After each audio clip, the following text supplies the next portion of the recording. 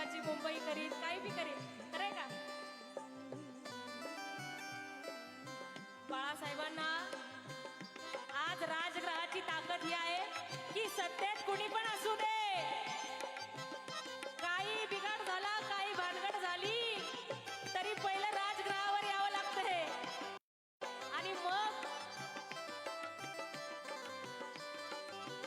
लाचारीच्या एका खुर्चीसाठी, लाचारीच्या एका खुर्चीसाठी कधी लाचार होणार नाही, लाचारीच्या एका खुर्चीसाठी कधी लाचार होणार नाही, लाचारीच्या एका खुर्चीसाठी कधी लाचार होणार नाही.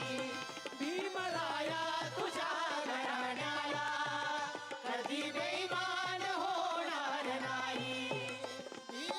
बाळासाहेबांचं आगमन झालेलं आहे. सर्वांनी जोरदार घोषणेमध्ये साहेबांचं स्वागत करायचं आहे. वंचित बहुजन आघाडीचे राष्ट्रीय अध्यक्ष माजी खासदार श्रद्धेय बाळासाहेबजी आंबेडकर साहेबांचं आगमन या ठिकाणी झालेलं आहे. डॉक्टर बाबासाहेब आंबेडकरांचा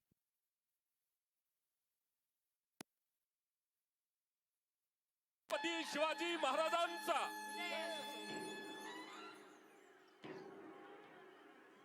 वंचित बहुजन आघाडीचे राष्ट्रीय अध्यक्ष माजी खासदार आपल्या सर्वांचे सन्माननीय मार्गदर्शक श्रद्धेय बाळासाहेबजी आंबेडकर साहेबांचं या विचारपीठावरती आगमन झालेलं आहे. जोरदार टाळ्यांनी आपण साहेबांचं स्वागत करूयात. या शाहू नगरीमध्ये वंचित बहुजन आघाडीचे राष्ट्रीय अध्यक्ष माननीय बाळासाहेबजी आंबेडकर साहेबांचं मनपूर्वक स्वागत. त्याचबरोबर या विजयी संकल्प मेळाव्यासाठी, या महासभेसाठी वंचित बहुजन आघाडीचे सर्व पदाधिकारी, माननीय अध्यक्ष, उपाध्यक्ष, सचिव, महासचिव या सर्वच मान्यवरांचं स्वागत. यानंतर मी समता सैनिक दलाला विनंती करतो की आपल्या मानवंदनेनं श्रद्धेय बाळासाहेबजी आंबेडकर साहेबांचं या ठिकाणी स्वागत संपन्न व्हावं.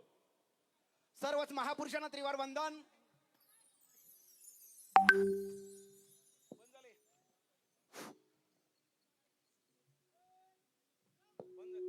समता सैनिक दलाची मानवंदना.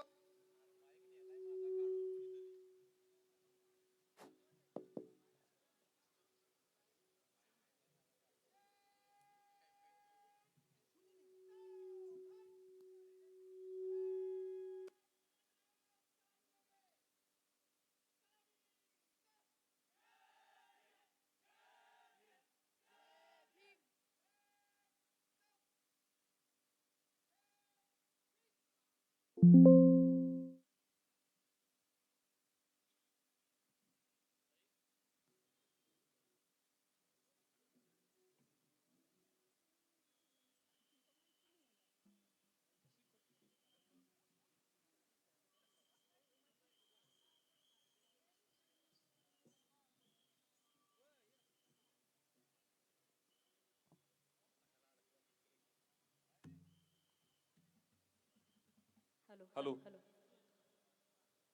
वंचित बहुजन आघाडी कोल्हापूर शहर जिल्हा विजयी महासंकल्प महासभा दिनांक 17 सप्टेंबर 2025 या सभेसाठी आपल्या सर्वांचे प्रमुख मार्गदर्शक माजी खासदार ऍडव्होकेट बाळासाहेबजी आंबेडकर साहेब यांचं या ठिकाणी अत्यंत जल्लोषात उत्साहात आगमन झालेलं आहे. कोल्हापूर नगरी ही ऐतिहासिक नगरी आहे. आपण या दसरा चौकात ही महासभा घेतो आहोत. या दसरा चौकाच्या चारही दिशांनी हॅलो प्रमुख मार्गदर्शक माजी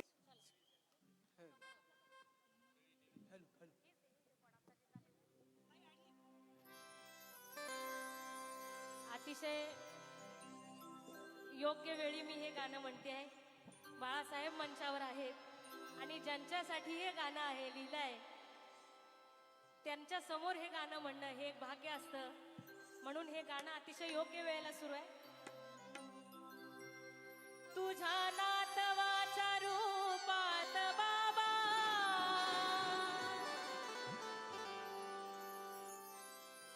तुझ्या नातवाच्या रूपात बाबा मी पाहत असतो रे तुला.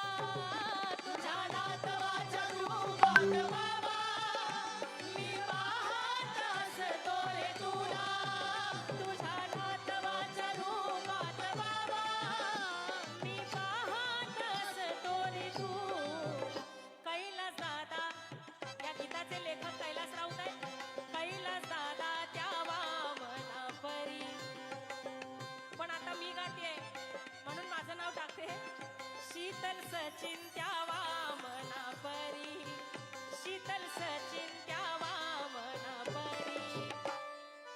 गाणं वैऱ्याचं गाणार नाही. भीमराया तुझ्या घराण्याला कधी बेमान होणार नाही. भीमराया तुझ्या घराण्याला कधी बेमान होणार. हे भीमराया तुझ्या घराण्याला कधी बेमान होणार नाही. भीमराया तुझ्या घराण्याला कधी बेमान होणार नाही. तुझ्या नातवाच्या बाळासाहेबांच्या तुझ्या नातवाच्या पक्षाला सोडून. हा आंबा आपण म्हणून चालणार नाही. कोल्हापूरकरांनी म्हणायला पाहिजे. खरंय का नाही? आम्ही तर म्हणतोच आहे. तुझ्या नातवाच्या पक्षाला सोडून बाळासाहेबांच्या पक्षाला सोडून दुसऱ्या पक्षात जाणार नाही. ए भीमराया तुझ्या घराण्याला कधी बेईमान होणार नाही. भीमराया तुझ्या घराण्याला कधी बेईमान होणार नाही. कधी बेईमान होणार नाही. कधी बेईमान होणार नाही.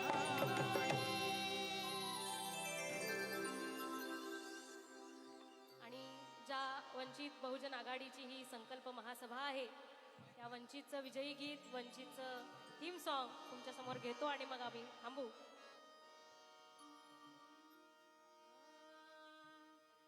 कधी नव्हतं घडलं ते घडलंय हो. कोल्हापूरकर तुम्ही काय तांबडा पांढरा कमी खाऊन आलाय का काय? ही विजयी संकल्प सभा आहे. कधी नव्हतं घडलं ते घडलंय हो. हो हो हो आता सपान सत्तेच पडलंय हो. हे कधी नव्हतं घडलं ते घडलंय हो. आता सपान सत्तेच पडलंय. बाळासाहेबांची गर्जना स्वराज्याची घोषणा बहुजनांनी चुकली या गाडी. आली वंचित वंचित वंचित वंचित वंचित आघाडी.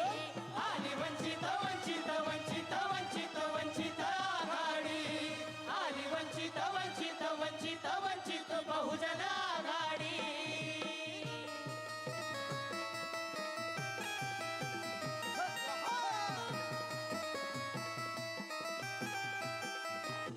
संख्या आहे अमुचीच भारी. आता नको कुणाची लाचारी. संख्या आहे अमुचीच भारी. आता नको कुणाची लाचारी. आमच्या हातात सत्तेची दोरी प्रस्थापितांनो फिरा माघारी. बाळासाहेबांची गर्जना स्वराज्याची घोषणा आम्ही उभारू सत्तेची गुढी. पिढ्यान पिढ्या घराणेशाहीची सत्ता गिरवत बसली यांचाच कित्ता. आणि राजा येऊ द्या मताच्या पेटीतून आता न घडवू नव्या महाराष्ट्राची गाथा. दारू घडू दे आता दारू घडू दे. वंचितांना सत्तेच दारू घडू दे. दारू घडू दे आता दारू घडू दे. वंचितांना सत्तेच दारू घडू दे. दारू घडू दे आता दारू घडू दे. वंचितांना सत्तेच दारू घडू दे. आली वंचित वंचित वंचित वंचित वंचित आघाडी.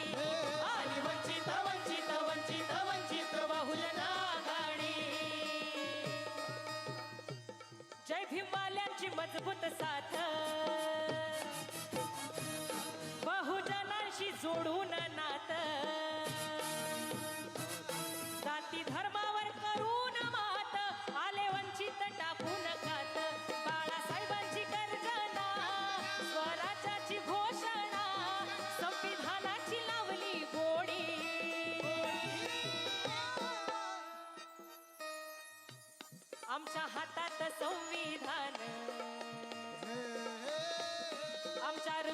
स्वाभिमान आमच्या हातात संविधान आमच्या हृदयात स्वाभिमान घेऊन समतेचं भान मिळवू सत्तेचं स्थान आता पेटवा की रान नका राहू गुमान. Yeah, tell me, Karan.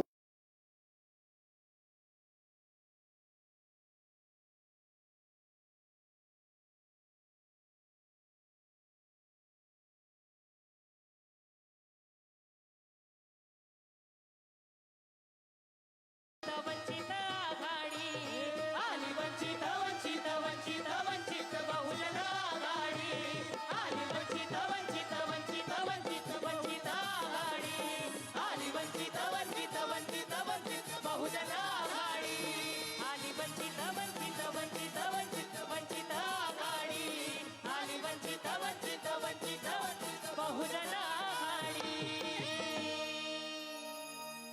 जय भीम. शाहीर शीतल साठे आणि शाहीर सचिन माळी यांच्यासाठी एकदा जोरदार टाळ्या वाजूयात आपण सर्वांनी. जे काम वामनदादा कर्डक करायचे तेच काम हे बंधू करतायत. प्रत्येक ठिकाणी क्रांतीची गीतं गातायत, भीम गीतं गातायत. यांच्या कार्याला सलाम. वंचित बहुजन आघाडी विजयी संकल्प महासभा या महासभेसाठी प्रमुख अतिथी म्हणून आपले मार्गदर्शक श्रद्धेय बाळासाहेबजी आंबेडकर साहेब या ठिकाणी उपस्थित आहेत. या विजयी संकल्प महासभेची सुरुवात आपण दीप प्रज्वलनाने करतोय. मी मान्यवरांना विनंती करतोय की महापुरुषांच्या प्रतिमांचं पूजन आपल्या मंगल हस्ते या ठिकाणी संपन्न व्हावं. छत्रपती शिवाजी महाराज, महात्मा ज्योतिबा फुले, छत्रपती राजर्षी शाहू महाराज, भारतीय घटनेचे शिल्पकार Bodhisattva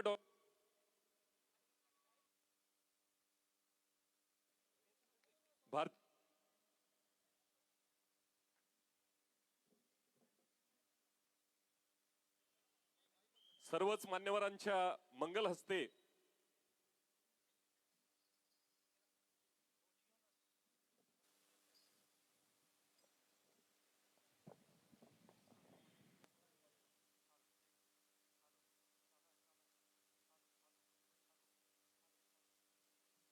hello check check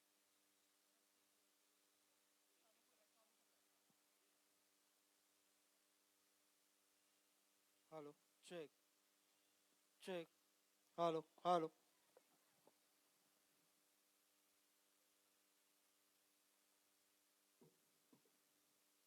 hello. सर्वच मान्यवरांच्या हस्ते दीप प्रज्वलन आणि प्रतिमा पूजन या ठिकाणी संपन्न झालेलं आहे. यानंतर आजच्या या विजयी संकल्प महासभेचं स्वागत आणि प्रास्ताविक करण्यासाठी मी विनंती करतोय माननीय अरुण सोनावणे साहेब, कोल्हापूर महानगर अध्यक्ष.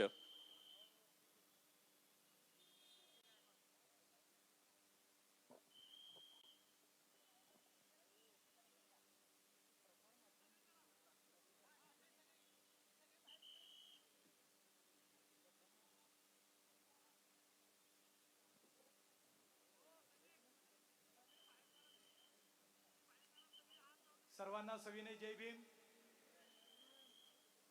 आज आपल्या वंचित बहुजन आघाडी पक्षाची विजयी संकल्प महासभा आज कोल्हापूर जिल्हा कमिटीच्या वतीने आयोजित करण्यात आलेली आहे.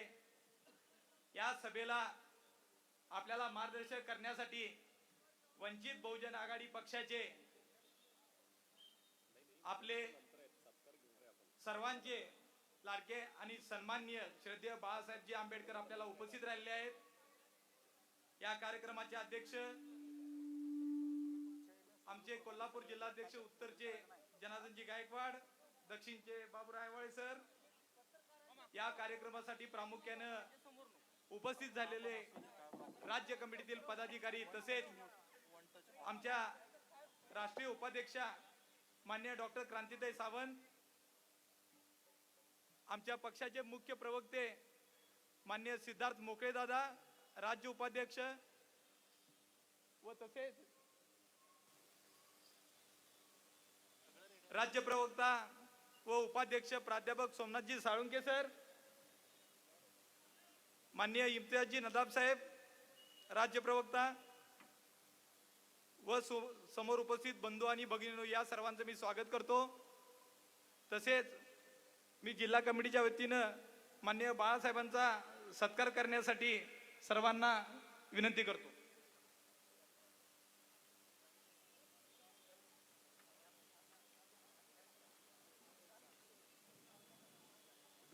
वंचित बहुजन आघाडीचे राष्ट्रीय अध्यक्ष, आपल्या सर्वांचे श्रद्धास्थान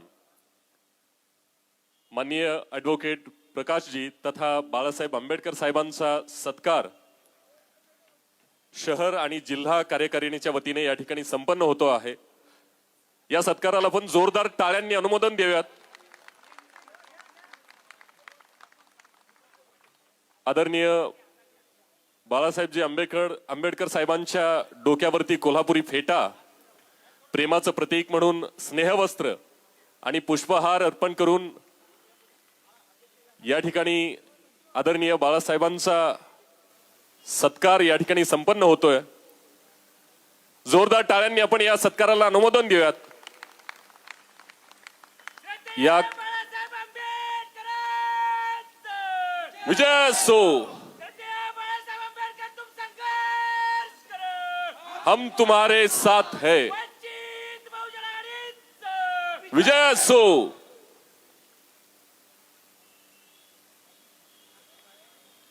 यानंतर आणखी एक या ठिकाणी आपण सत्कार घेणार आहोत. वडार समाजाच्या वतीने शहीद सोमनाथ सूर्यवंशी यांच्या हत्या प्रकरणी न्याय मिळवून देण्याच्या भूमिकेत या कृतज्ञतेपोटी श्रद्धेय बाळासाहेबजी आंबेडकर साहेबांचा सत्कार वडार समाज कोल्हापूरच्या वतीने या ठिकाणी संपन्न होतो आहे. मी विनंती करतोय वडार समाज बंधूंना की हा सत्कार देखील या ठिकाणी लगोलग संपन्न व्हावा.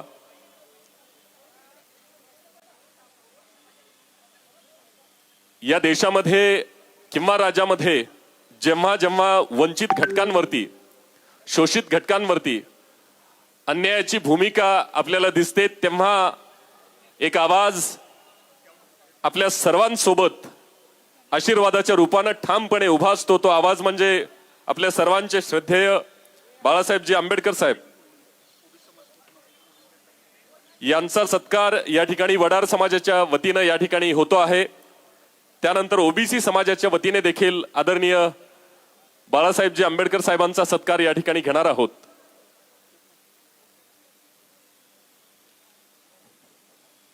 सत्काराचा स्वागताचा कार्यक्रम इथं झालेला आहे. स्वागत पाहुण्यांचं झालेलं आहे आणि आता इथं सभेला प्रामुख्याने उपस्थित झालेले आहे.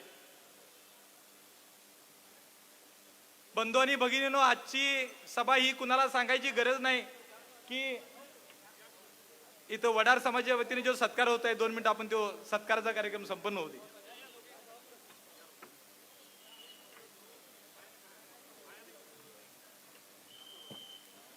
वंचित बहुजन आघाडीचा विजय असो. शरदीय बाळासाहेब प्रकाश आंबेडकर, तुम आगे बढ़ो. हम तुम्हारे साथ है. शरदीय बाळासाहेब प्रकाश आंबेडकर, तुम आगे बढ़ो. हम तुम्हारे साथ है. यानंतर लगेचच ओबीसी समाजाच्या वतीने देखील आदरणीय बाळासाहेबजी आंबेडकर साहेबांचा सत्कार या ठिकाणी संपन्न होतो आहे. बंधूंनो, आपल्याला सर्वांना ज्ञात असेल, आठवत असेल, राज्यामध्ये अनेक अशा घटना घडल्या की जिथं कायदा पायदळी तुडवला गेला. ज्यांना कुणीच वाली नाही अशा घटकांना चिरडण्याचे प्रयत्न अनेकदा होताना दिसत आहेत. आणि जेव्हा जेव्हा असे प्रयत्न होत आहेत तेव्हा आपल्या सर्वांना माहिती आहे की आवाज एक शक्ती बनून आपल्या पाठीशी उभा असतो आणि तो आवाज म्हणजे श्रद्धेय बाळासाहेबजी आंबेडकर साहेबांचा आवाज असतो. आदरणीय बाळासाहेब आंबेडकरांचा, डॉक्टर बाबासाहेब आंबेडकरांचा, छत्रपती राजर्षी शाहू महाराजांचा, छत्रपती शिवाजी महाराजांचा.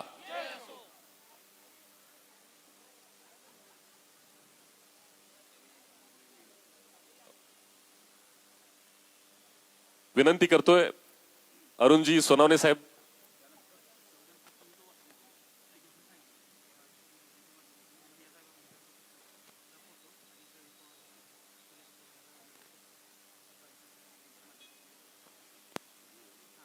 बांधव आणि भगिनींनो, आजची सभा ही जी आयोजित करण्यात आलेली आहे आमच्या वंचित बहुजन आघाडी पक्षाच्या वतीनं विजयी संकल्प महासभा,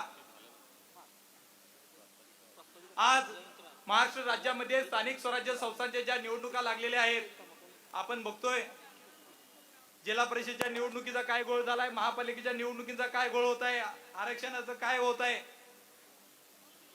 आणि या धर्तीवर निवडणुका आता घाई गडबडीने लागलेल्या आहेत. महापालिकेच्या निवडणुकीचा कार्यक्रम डिक्लेअर झालेला आहे आणि उद्याच्या येणाऱ्या 15 जानेवारीला मतदान होऊन 16 तारखेला निकाल आहे. याकरिता संपूर्ण राज्यात आचारसंहिता लागू झाली असून निवडणुकीचा कार्यक्रम जाहीर झाला आहे. या निमित्तानं जी आमची सभा होत आहे ही या राज्यात सर्व पक्षांच्या अगोदर मी म्हणेन की आमचीच पहिला सुरुवात झालेली आहे. ओपनिंग बॅट्समन आम्ही आहे.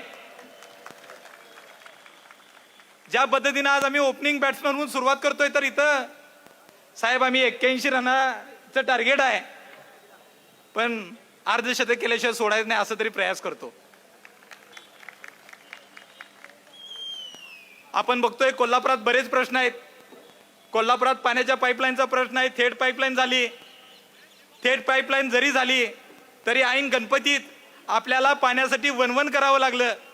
गणपतीचे मांडव रस्त्यात होते.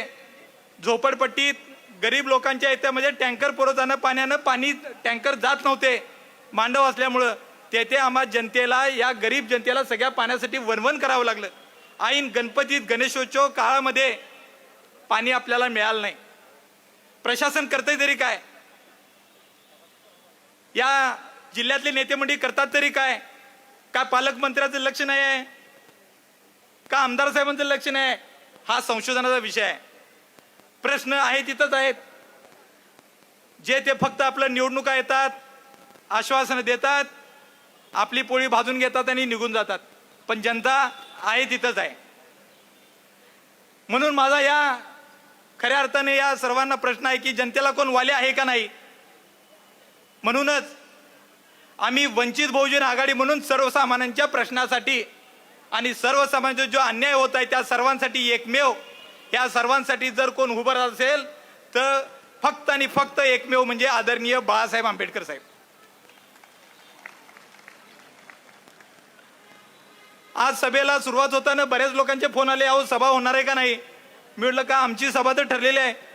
अहो आम्हाला सांगतात आचारसंहिता लागली, सभा कॅन्सल झालं. मी म्हटलं असं काही नाही आहे, सभा होणार आहे. आदरणीय बाळासाहेब आंबेडकर आपल्याला मार्गदर्शन करणार आहेत. तुम्ही सभेला बहुसंख्येने यायचं आहे. म्हणजे याचा अर्थ एक दुसरी टीम त्या कामाला लागली की ही सभा यशस्वी होऊ नये. कोल्हापुरात एवढ्या मोठ्या प्रमाणात वंचित बहुजन आघाडी आज ताकदीनं कोल्हापूर महानगरपालिकेच्या 20 प्रभागात 81 पदांकरिता निवडणूक लढवण्याचा निर्धार करून आज उतरत आहे. बऱ्याच पक्षांचे प्रस्ताव येत आहेत, बोलणी चालू आहे, पण योग्य सन्मानजनक जर परिस्थिती असेल तर आम्ही ती मान्य बाळासाहेबांना कळवू आणि त्याप्रमाणे मान्य बाळासाहेब जे काय आदेश देतील त्याप्रमाणे ती पुढची कार्यवाही असेल. मित्रांनो, आजपर्यंत आपण बघत आलेलो आहोत, निवडणुका येतात, ओबीसी समाजासाठी, दलित मुस्लिम समाजासाठी नुसता आश्वासनाची खैरात होते, पण निवडणुका झाल्या की सगळ्यांना त्याचा विसर पडतो. म्हणून मला प्रामुख्यानं आपल्याला सांगायचं आहे, ओबीसीसाठी जर खऱ्या अर्थानं प्रामुख्यानं आवाज उठवला आणि त्यांच्या बाजूनं अगदी कणखरपणे जर ते कोण थांबलं आणि अजून सुद्धा त्यांच्या पाठीशी आहेत तर ते फक्त आणि फक्त म्हणजे आमचे आदरणीय बाळासाहेब.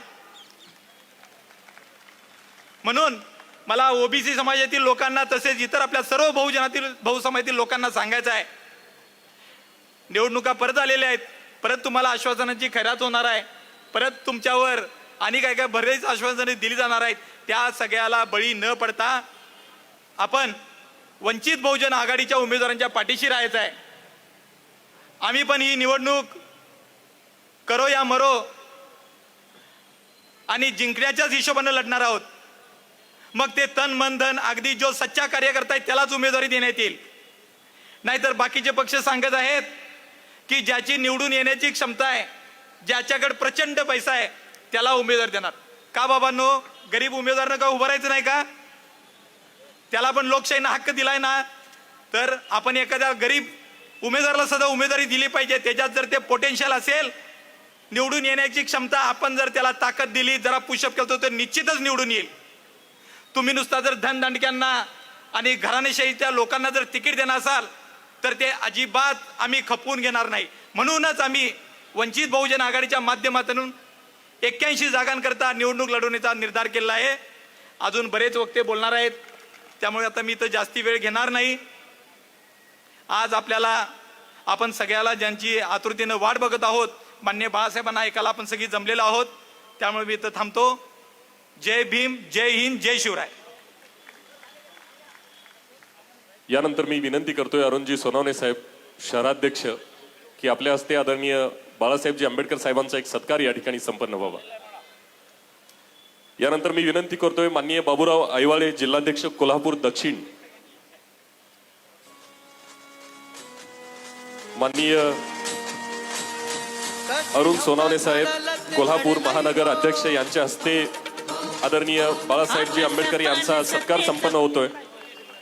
मी पन्हाळा टीमला देखील विनंती करतोय की आपण देखील 22 प्रतिज्ञांचं भेट वस्तू आदरणीय बाळासाहेबजी आंबेडकर साहेबांना द्यावी. स्वराज्याची घोषणा डॉक्टर बाबासाहेब आंबेडकरांचा, आदरणीय बाळासाहेब आंबेडकरांचा. आली वंचित वंचित वंचित वंचित वंचित आघाडी. गाव दिले संविधान हा उपक्रम राबवणारे वंचित बहुजन आघाडी. आली वंचित वंचित वंचित वंचित वंचित आघाडी. आपल्याशी संवाद साधतील माननीय बाबूराव ऐवाळे, जिल्हाध्यक्ष कोल्हापूर दक्षिण. सर्वांना जय भीम. जय भीम. आज आपण विजयी संकल्प महासभेसाठी एकत्र आलेलो आहोत. या निमित्तानं आजच्या या कार्यक्रमाचे प्रमुख मार्गदर्शक श्रद्धेय ॲडव्होकेट बाळासाहेब आंबेडकर साहेब, प्रदेश राज्य उपाध्यक्षा सावंत मॅडम, यानंतर इम्तियाज नदाब, राज्य उपाध्यक्ष सोमनाथ साळुंके सर, राज्य प्रवक्ता सिद्धार्थ मोकळे साहेब, आदरणीय वंदनीय भंतीजी,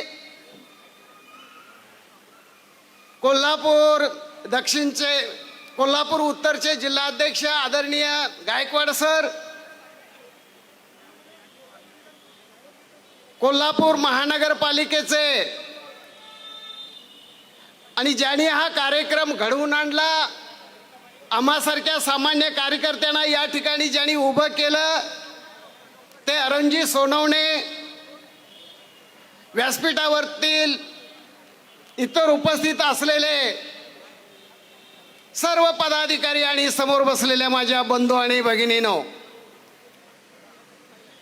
मित्रहो, आपण विजयाचा संकल्प करण्यासाठी एकत्र आलेलो आहोत. आपल्याला पक्केपणाने ठामपणे ठरवायचं आहे. निवडणुका लढवण्याचा, जिंकण्याचा आम्हाला अधिकार आणि आमची बौद्धिक कुवत आहे. आम्ही निवडणुका लढवायच्या, आम्ही सत्तेला धडक द्यायची. ॲडव्होकेट बाळासाहेब आंबेडकरांची जी धडपड चालू आहे, वंचित बहुजन आघाडीच्या माध्यमातून जी धडपड चालू आहे, सर्व बाबतीमध्ये दूर राहिलेल्या, वंचित राहिलेल्या प्रत्येकाला सत्ता मिळाली पाहिजे आणि प्रत्येकजण सत्तेमध्ये गेला पाहिजे, ही त्यांची चाललेली धडपड. त्यासाठी आपल्याला प्रयत्न करायचे आहेत. एक दोन गोष्टीकडे मी आपलं लक्ष वेधू इच्छितो. मित्र, एक क्षणभर जरा शांत बसून डोळे मिटून जरा विचार करा. मी असा विचार करतो, गावात माझी काय किंमत आहे, गावात माझं काय स्थान आहे, तालुक्यात माझी काय किंमत आहे, जिल्ह्यात माझी काय किंमत आहे, राज्यात माझी काय किंमत आहे, या सत्तेच्या बाबतीमध्ये ज्यांना काडीची अक्कल नाही ते सरपंच बनतंय, जे 17 वेळा नापास झालेला असतंय ते जिल्हा परिषदेचा अध्यक्ष बनतंय, आणि आमच्या समाजातले होतकरू तरुण शिक्षित तरुण मात्र वंचित राहतात. त्या तुम्ही क्षणभर विचार करा, माझी काय किंमत आहे.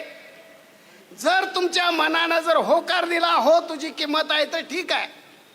पण जर तुमचं मन म्हणालं काही किंमत नाही तुझी, ही किंमत मिळवायसाठी आपण वंचित बहुजन आघाडीमध्ये सक्रिय व्हायचं आहे आणि वंचित बहुजन आघाडीची ताकद बनायचं आहे.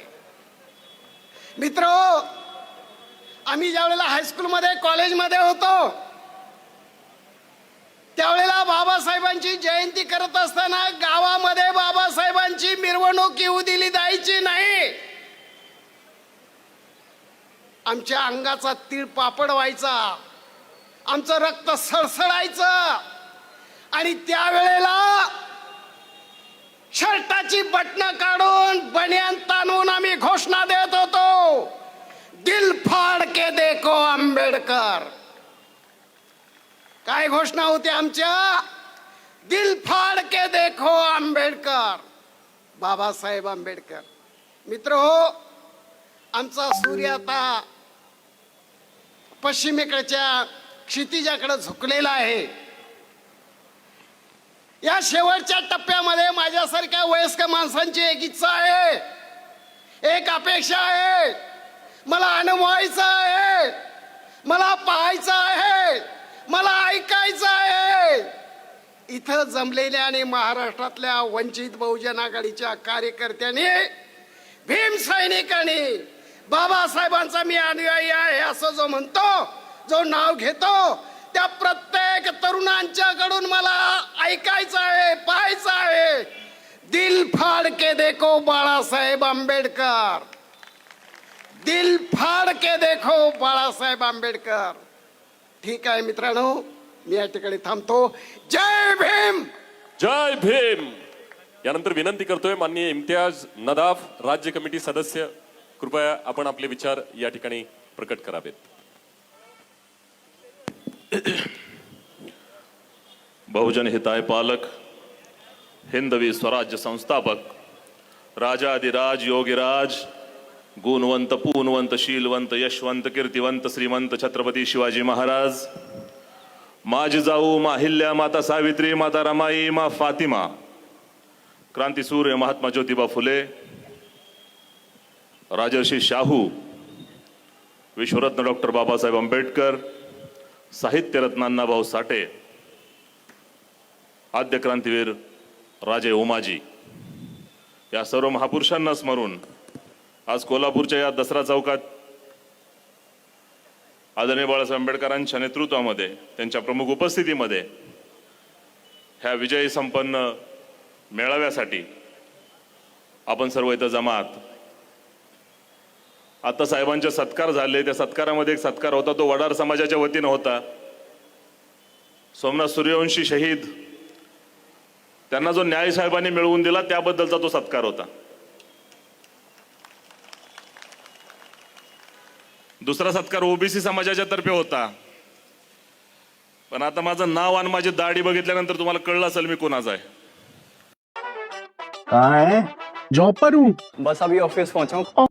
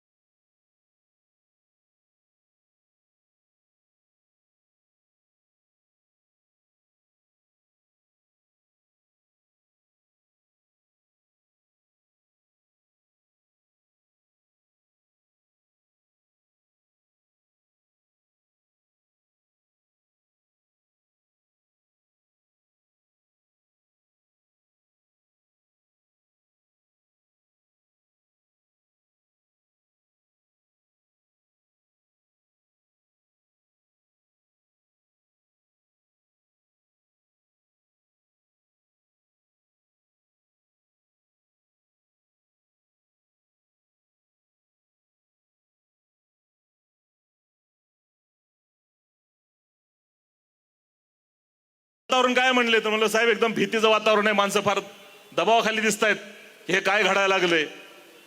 म्हणलं तुमची काय नियोजन आहे. म्हणलं साहेब एकदा जर तुम्ही जिल्ह्यात येऊन जर मिटिंग एक सभा घेऊन गेला आणि एक वेळ जर वंचितच्या कार्यकर्त्यांनी म्हणलं आपण सगळ्यांनी मिळून जर ह्यांची एकदा कान उघडणी केली तर निश्चितपणाने वातावरण खुलेल.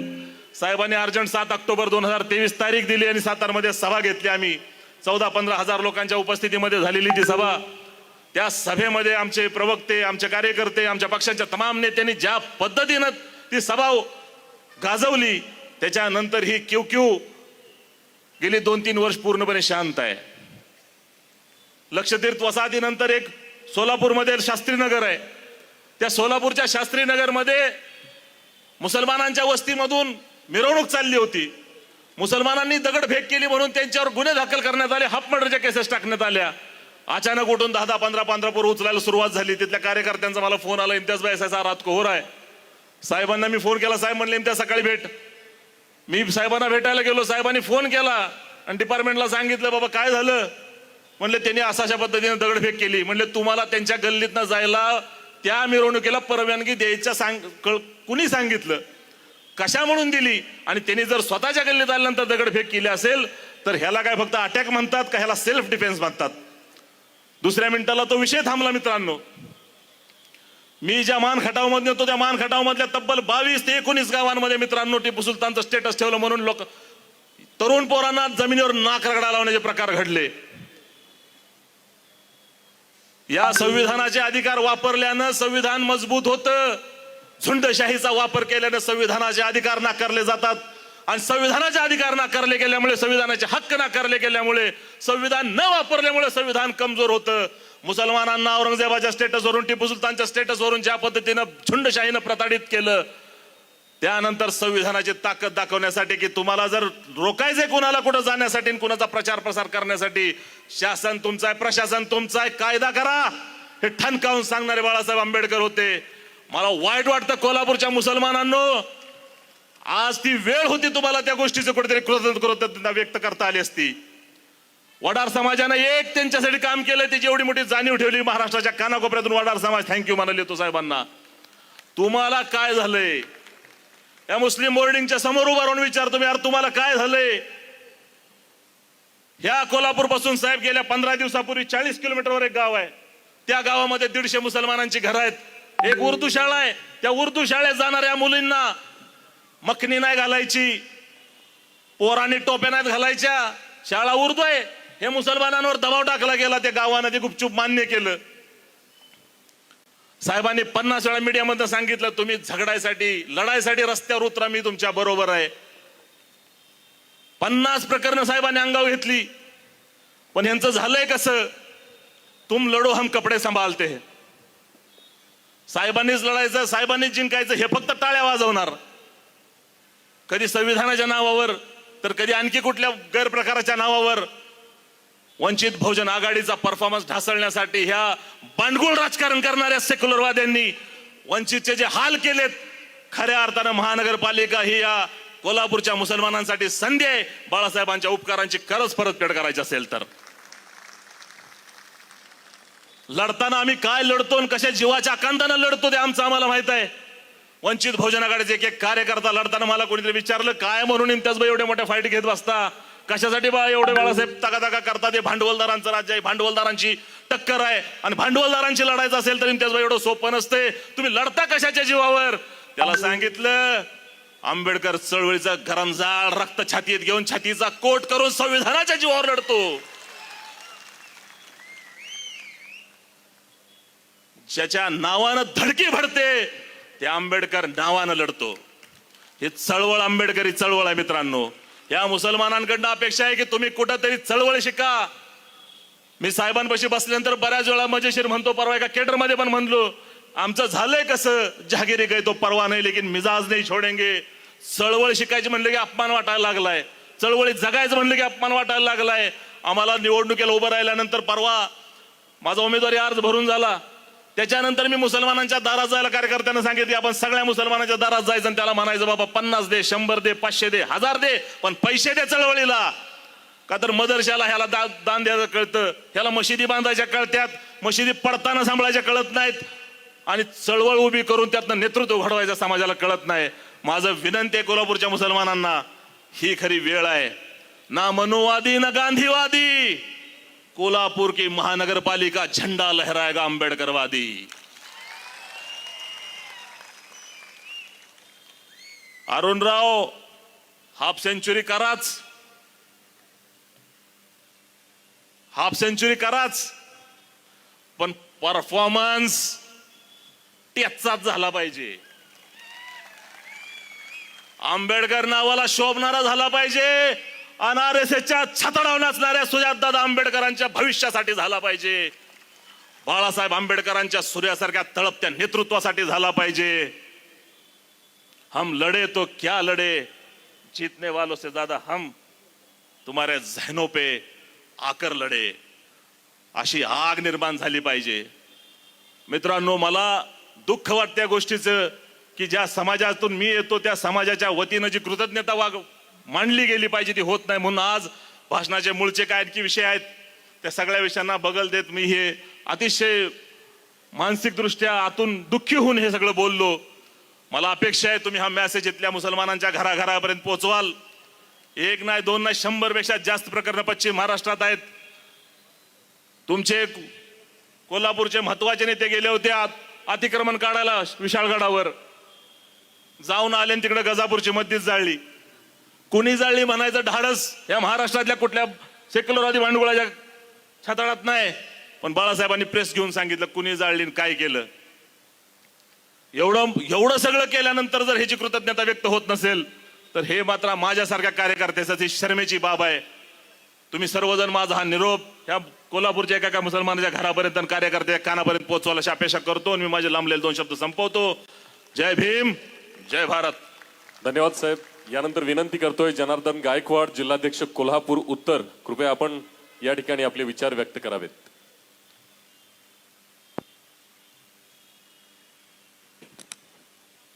सर्वप्रथम सर्वांना क्रांतिकारी जय भीम. सर्व महामानव महामाता यांच्या विचारांना प्रथमतः अभिवादन करतो. आज या ठिकाणी वंचित बहुजन आघाडी कोल्हापूर शहर आणि कोल्हापूर जिल्ह्याच्या वतीनं विजयी संकल्प महासभेचं आयोजन केलेलं आहे. आणि या संकल्प सभेकरिता आपल्याला संबोधित करण्याकरता आमच्या पक्षाचे सर्वेसर्वा बहुजन सम्राट श्रद्धेय प्रकाश तथा बाळासाहेब आंबेडकर या कार्यक्रमाच्या निमित्तानं आता ज्यांचं धडाडीचं भाषण झालं ते राज्य कमिटीचे सदस्य इम्तियाज नदाभाई, महाराष्ट्र राज्याचे उपाध्यक्ष सोमनाथ साळुके सर, सिद्धार्थ मोकळे सर, महाराष्ट्र राज्य प्रवक्ता, आमच्या नेत्या राष्ट्रीय उपाध्यक्षा क्रांतिताई सावंत, आणि ही जी सभा, हे जे आयोजन घडवून आणलं हे आमचे बंधू या शहराचे शहराध्यक्ष आदरणीय अरुणजी सोनवणे साहेब, तसेच माझे सहकारी कोल्हापूर दक्षिणचे आयवळे साहेब आणि या कार्यक्रमासाठी उपस्थित असलेले सर्वच माझ्या माता बंधू भगिनीनो, खरं म्हणजे ह्या जिल्ह्यामध्ये वंचित बहुजन आघाडी हे मोठ्या जोमानं उभा आहे. आज संपूर्ण जिल्ह्यामध्ये वंचितचा गवगवा चालू झालेला आहे आणि त्याचं द्योतक म्हणून आपल्यासमोर हा संपूर्ण महासागर उभा आहे.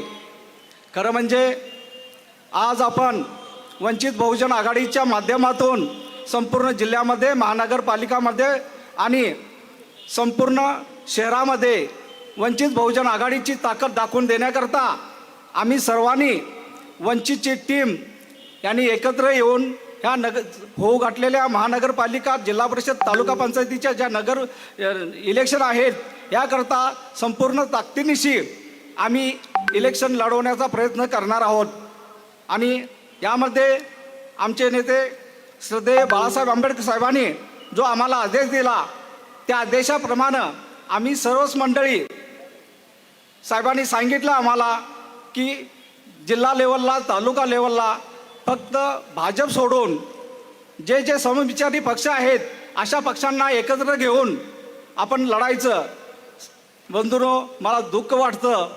साहेबांच्या आदेशाप्रमाणे मी जिल्हाध्यक्ष असून प्रत्येक पक्षाच्या दारामध्ये मला जाण्याची वेळ आली. त्यामध्ये मी स्वतः प्रत्येक पक्षाच्या प्रवक्त्याकडे, प्रत्येक तालुका अध्यक्ष, जिल्हाध्यक्षाकडे भेटण्याचा प्रयत्न केला आणि त्यांनी मला नगर परिषदेमध्ये तुम्हाला अमुक एवढ्या जागा देतो, तमुक एवढ्या जागा देतो असं मला सांगितलं. तरी परंतु मला शेवटपर्यंत त्यांनी खेळवत ठेवलं आणि शेवटी मला कुठलीच जागा दिलेली नाही. माझ्या बंधूंनो, खऱ्या अर्थानं ही जी झुंडशाही आहे, ही घराणीशाही आहे, ह्याला मोडण्याचा आणि घरी बसवण्याची ही वेळ आलेली आहे. तेव्हा मी तुम्हा सर्वांना विनंती करतो की होऊ गाठलेल्या महानगरपालिका, जिल्हा परिषदा, तालुका परिषदा यामध्ये आपण वंचितची ताकद दाखवून देण्याची हीच वेळ आहे. आणि म्हणून तुम्हाला विनंती करतो की माझ्या माता बंधू भगिनीनो, ह्या वेळेला वंचित बहुजन आघाडी स्वतंत्र इलेक्शन लढणार आहे आणि म्हणून तुम्ही सर्वांनी वंचितच्या पाठीशी मोठ्या ताकदीने उभे राहावं अशी मी तुम्हाला सर्वांना विनंती करतो. आणि मी माझे लांबलेले 2 शब्द इथंच थांबवतो. जय भीम, जय बुद्ध, जय महाराष्ट्र. धन्यवाद साहेब. यानंतर विनंती करतोय माननीय प्राध्यापक सोमनाथ साळुंखे, महाराष्ट्र राज्य उपाध्यक्ष, कृपया आपण आपले विचार या ठिकाणी व्यक्त करावेत. वंचित बहुजन आघाडी कोल्हापूर जिल्हा आणि शहर यांच्या वतीने आयोजित आजच्या विजयी संकल्प महासभेमध्ये उपस्थित असणारे आपले नेते श्रद्धेय बाळासाहेब आंबेडकर, पक्षाच्या राष्ट्रीय कमिटीच्या उपाध्यक्षा डॉक्टर क्रांतिताई सावंत, पक्षाचे मुख्य प्रवक्ते सिद्धार्थ मोकळेजी, पक्षाचे नेते इम्तियाज नदाबजी, या जिल्ह्याचे अध्यक्ष जनार्दन गायकवाड, बाबुराव येवळे सर, आजच्या कार्यक्रमाचे स्वागताध्यक्ष आणि कोल्हापूर महानगरपालिकेचे अध्यक्ष अरुण सोनवणे. आजच्या माझ्या मनोगताला सुरुवात करण्यापूर्वी किंवा सुरुवातीला कोल्हापूर जिल्ह्यातील तमाम बहुजन चळवळीतील काम करणाऱ्या बंधू भगिनींना 2 घटना मला सांगायच्या आहेत. पहिली घटना मध्य प्रदेशमध्ये मागच्या वर्षीच ती घडली, हायकोर्टापर्यंत ती पोचली. कुशवा नावाचा एक ओबीसी तरुण, ज्याला मंदिरामध्ये तिथल्या पुजाऱ्याने पाय धुवायला लावले आणि एवढ्यावरच न थांबता पाय धुतलेलं पाणी त्या ओबीसी तरुणाला प्यायला लावले. ही अलीकडची 2024च्या शेवटच्या आणि 2025च्या सुरुवातीची गोष्ट आहे. ही एक घटना मध्य प्रदेशमध्ये घडली. दुसरी एक घटना मागच्याच आठवड्यात घडली. महाराष्ट्राच्या विधिमंडळामध्ये राष्ट्रवादी काँग्रेस पक्ष शरद पवार गटाचे नेते जयंत पाटील यांनी अधिवेशनामध्ये बोलताना पोलिसांना उद्देशून पोलीस काय हजामत करतात काय असा उल्लेख केला. हजामत करणे हा ओबीसीतील एका जातीचा व्यवसाय आहे आणि त्या व्यवसायाला अनुसरून एक टोमणा म्हणून त्यांनी त्या ठिकाणी अधिवेशनाच्या भाषणामध्ये हा उल्लेख केला. काही आमदारांनी तो शब्द असंसदीय आहे म्हणून तो पटलावरून काढून टाकण्याची मागणी केली.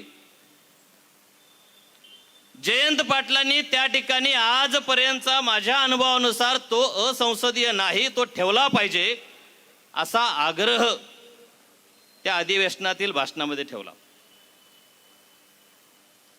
पहिली घटना जी सिद्ध करते, आज आम्ही कोल्हापूर नगरीमध्ये शाहू महाराजांच्या नगरीमध्ये आहे की ज्या नगरीनं, ज्या शाहू महाराजांनी या देशाला समानता शिकवली, सामाजिक न्याय शिकवला आणि आरक्षण दिलं,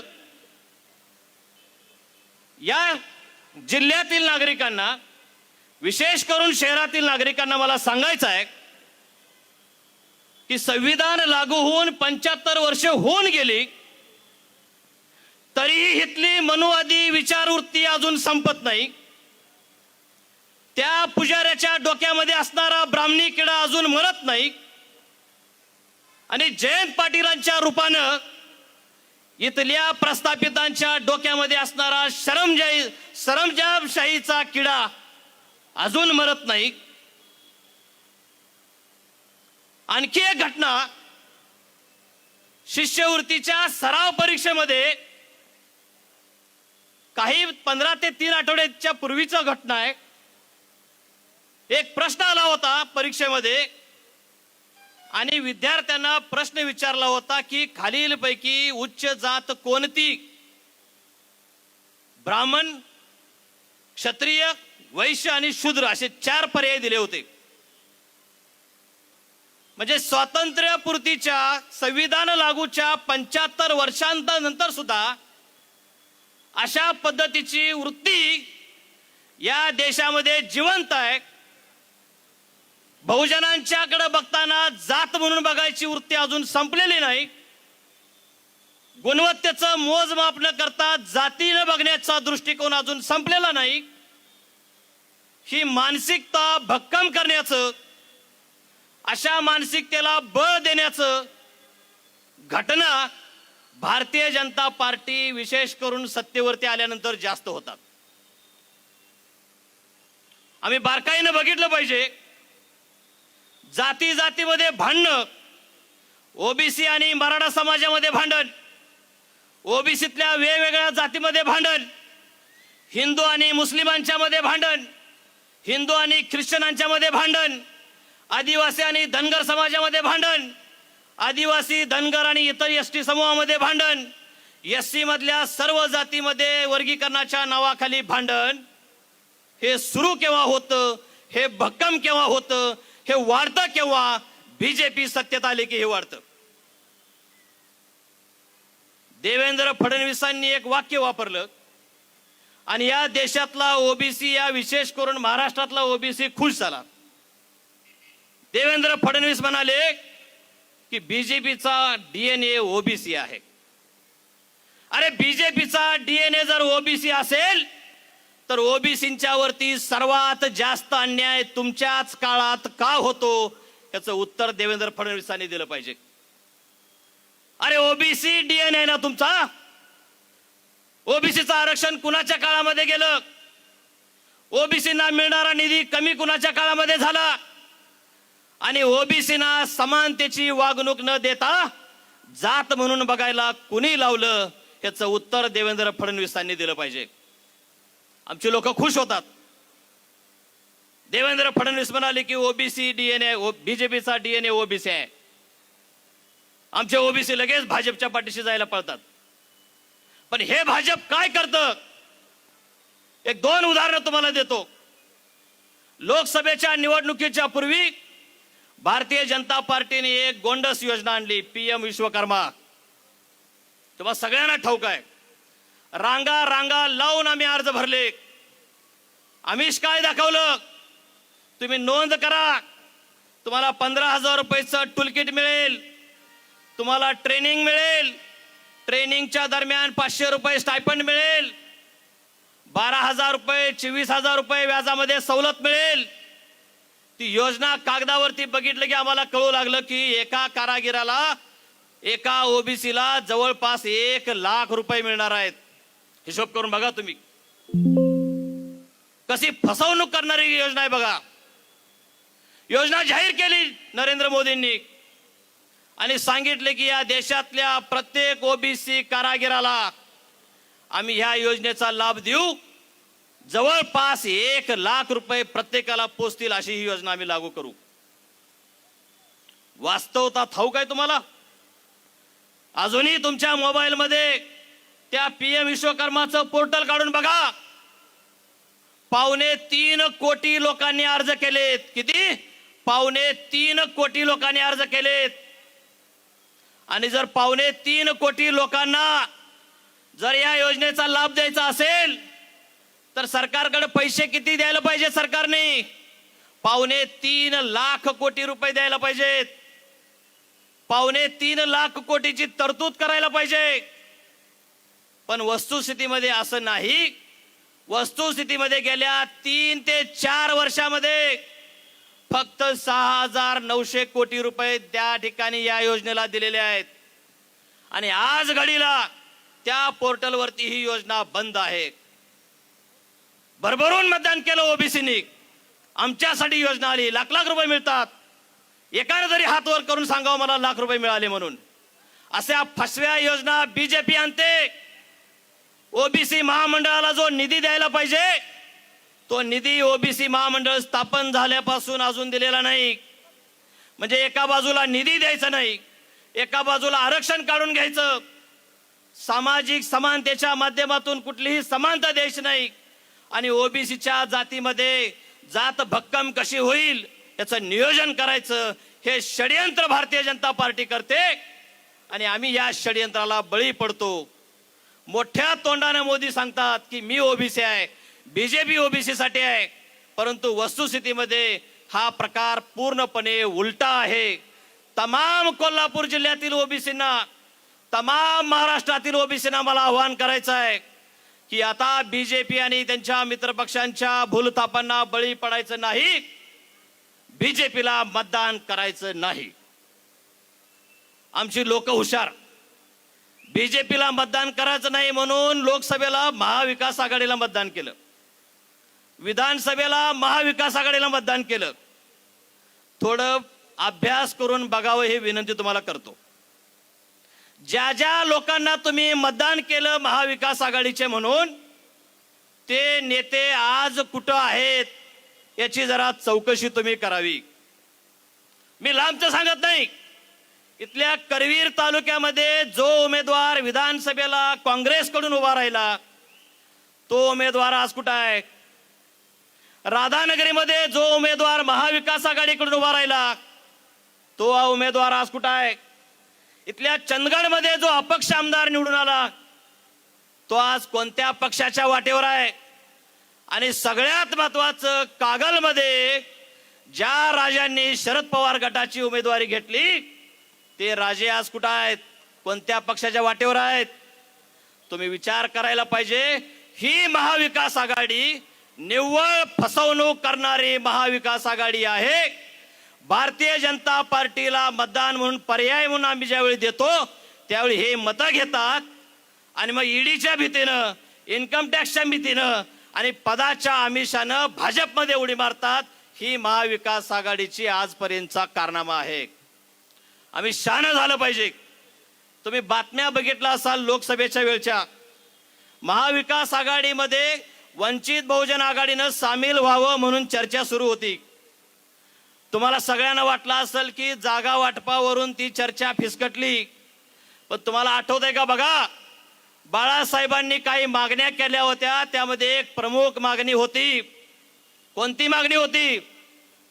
जो उमेदवार महाविकास आघाडीकडून निवडणूक लढेल त्यानं लेखी लिहून द्यावं की निवडणूक झाल्यावर मी बीजेपी मध्ये जाणार नाही. महाविकास आघाडीचे नेते ही मागणी तयार झाले नाहीत मान्य करायला. आणि आम्ही बघितलं निवडणूक झाल्यावर काय झालं. या नेत्यांनी पटापटा बीजेपी मध्ये उड्या मारल्या. मला तमाम नागरिकांना, बंधू भगिनींना आवाहन करायचं आहे, बीजेपीला विरोध करायचा आहे, पण महाविकास आघाडी सक्षम नाही. मग कोण सक्षम आहे? ओबीसींना प्रत्येक वेळी अडचणीमध्ये धावून येणारा पक्ष कोण आहे? वंचित बहुजन आघाडी आहे. मुस्लिम बांधव अडचणीत असताना धावून येणारा पक्ष कोण आहे? वंचित बहुजन आघाडी आहे.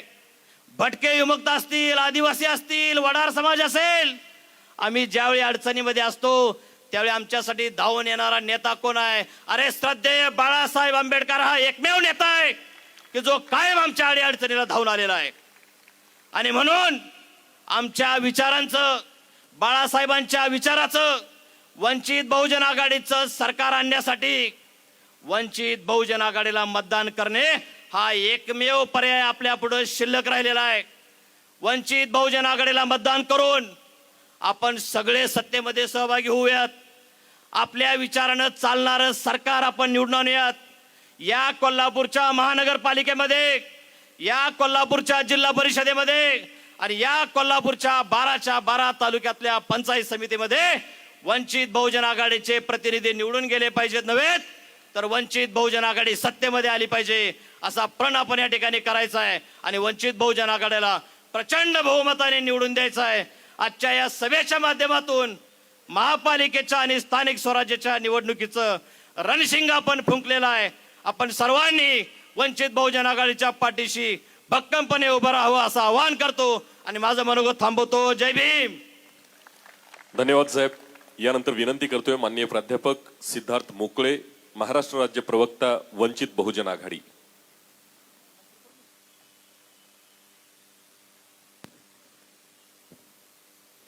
धन्यवाद. समतेच्या संग्रामात या देशातील बहिष्कृतांना माणूस म्हणून जगण्यासाठी ज्या ज्या महामानवांनी आपलं योगदान दिलं त्या सर्व महामानवांना, महामातांना त्रिवार अभिवादन. मंचावर उपस्थित या देशातील शोषित वंचितांचे, पीडितांचे एकमेव आशास्थान आदरणीय नेते ॲडव्होकेट बाळासाहेब आंबेडकर आणि मंचावरील पक्षातील सर्वच पदाधिकारी, सहकारी बंधू भगिनी आणि उपस्थित बंधू भगिनींनो, आज या कोल्हापूरमध्ये सभेच्या निमित्ताने मी पहिल्यांदा आलोय. या नगरीत पाय ठेवल्यापासून एक वेगळी भावना मनामध्ये दाटून आहे. या नगरीनं, इथल्या राजानं या देशाचं भवितव्य घडवणारा, आमचा या देशाचा, आधुनिक भारताचा शिल्पकार महामानव डॉक्टर बाबासाहेब आंबेडकरांना उभं करण्याचं काम केलेलं आहे. ती ही नगरी आहे. या नगरीचे देशावर अनंत उपकार आहेत. या कोल्हापूर नगरीला राजर्षी शाहूंनी विचारांची प्रयोगशाळा बनवलं, पुरोगामित्वाची प्रयोगशाळा बनवलं, विकासाची प्रयोगशाळा बनवलं आणि या ठिकाणी जो वर्षानुवर्ष एक धर्मांधतेचा, जातीयतेचा अत्याचार जो सुरू होता त्याला मोडीत काढण्याचं काम याच मातीतून, याच नगरीतून राजर्षी शाहूंनी केलं आणि तोच वारसा पुढे बाबासाहेबांनी चालवला. आणि या नगरीनं दिलेलं, या राजानं दिलेलं जे आरक्षण आहे, आरक्षणाची संकल्पना आहे ती भारताच्या संविधानात आणली आणि देशातील वर्षानुवर्ष गुलाम असलेला, बहिष्कृत असलेल्या 75-80% समाजाला मुख्य धारेत आणण्याचं काम बाबासाहेबांनी केलं. त्यामुळे आज जेव्हा मी या कोल्हापूर नगरीकडे पाहतो, इथलं सामाजिक वातावरण पाहतो, राजकीय वातावरण पाहतो, इथलं सांस्कृतिक वातावरण पाहतो, तेव्हा वाईट वाटतं आणि मन पुन्हा भरून येतं की ज्या नगरीने या आधुनिक भारताची कोनशिला रोवली, ज्या राज्यातून इथल्या राजाने विकासाची नवी दृष्टी दिली, आज त्याच कोल्हापूरचा इथल्या प्रतिगाम्यांनी धर्मांधतेची प्रयोगशाळा म्हणून या ठिकाणी वापर केलेला आहे. मात्र आज दिवसभरामध्ये या शहरात फिरत असताना मी बघत होतो इथले रस्ते कसे आहेत. इथल्या नागरिकांशी बोललो, कार्यकर्त्यांशी बोललो, इथले प्रश्न काय आहेत. तर कुठल्याही सामान्य गावामध्ये गेल्यावर ज्या पद्धतीनं पाण्याचा प्रश्न, रस्त्याचा प्रश्न, ट्रॅफिकचा प्रश्न, या ज्या नागरी समस्या लोकांना भेडसावत असतात, त्याच अतिशय जबरदस्त आणि ऐतिहासिक पार्श्वभूमी असलेल्या या माझ्या कोल्हापूर नगरीला सुद्धा भेडसावत आहेत. पण हे सगळं घडत असताना जेव्हा या राज्याचा मुख्यमंत्री, या राज्याचे सत्ताधारी मंत्री या नगरीत येतात, भाषणं ठोकतात, यांचे आमदार खासदार या ठिकाणी येतात, तेव्हा त्यांचा विषय काय असतो. तर मुसलमानांच्या विरोधात भाषण कर, जातीयवादाला खतपाणी घाल, धार्मिक द्वेष वाढवून लाव, दंगली पेटवा, धार्मिक स्थळं पाडण्यासाठी तरुणांना प्रवृत्त करा. ज्या तरुणांच्या हाताला काम दिलं पाहिजे, रोजगार दिला पाहिजे, त्या तरुणांच्या हातात लाठ्या काठ्या देऊन त्यांची माथी भडकवून त्यांना दंगलीसाठी प्रवृत्त केलं जातं आणि त्यांच्यावर खटले दाखल केले जातात, त्यांचे आयुष्य बर्बाद केली जातात.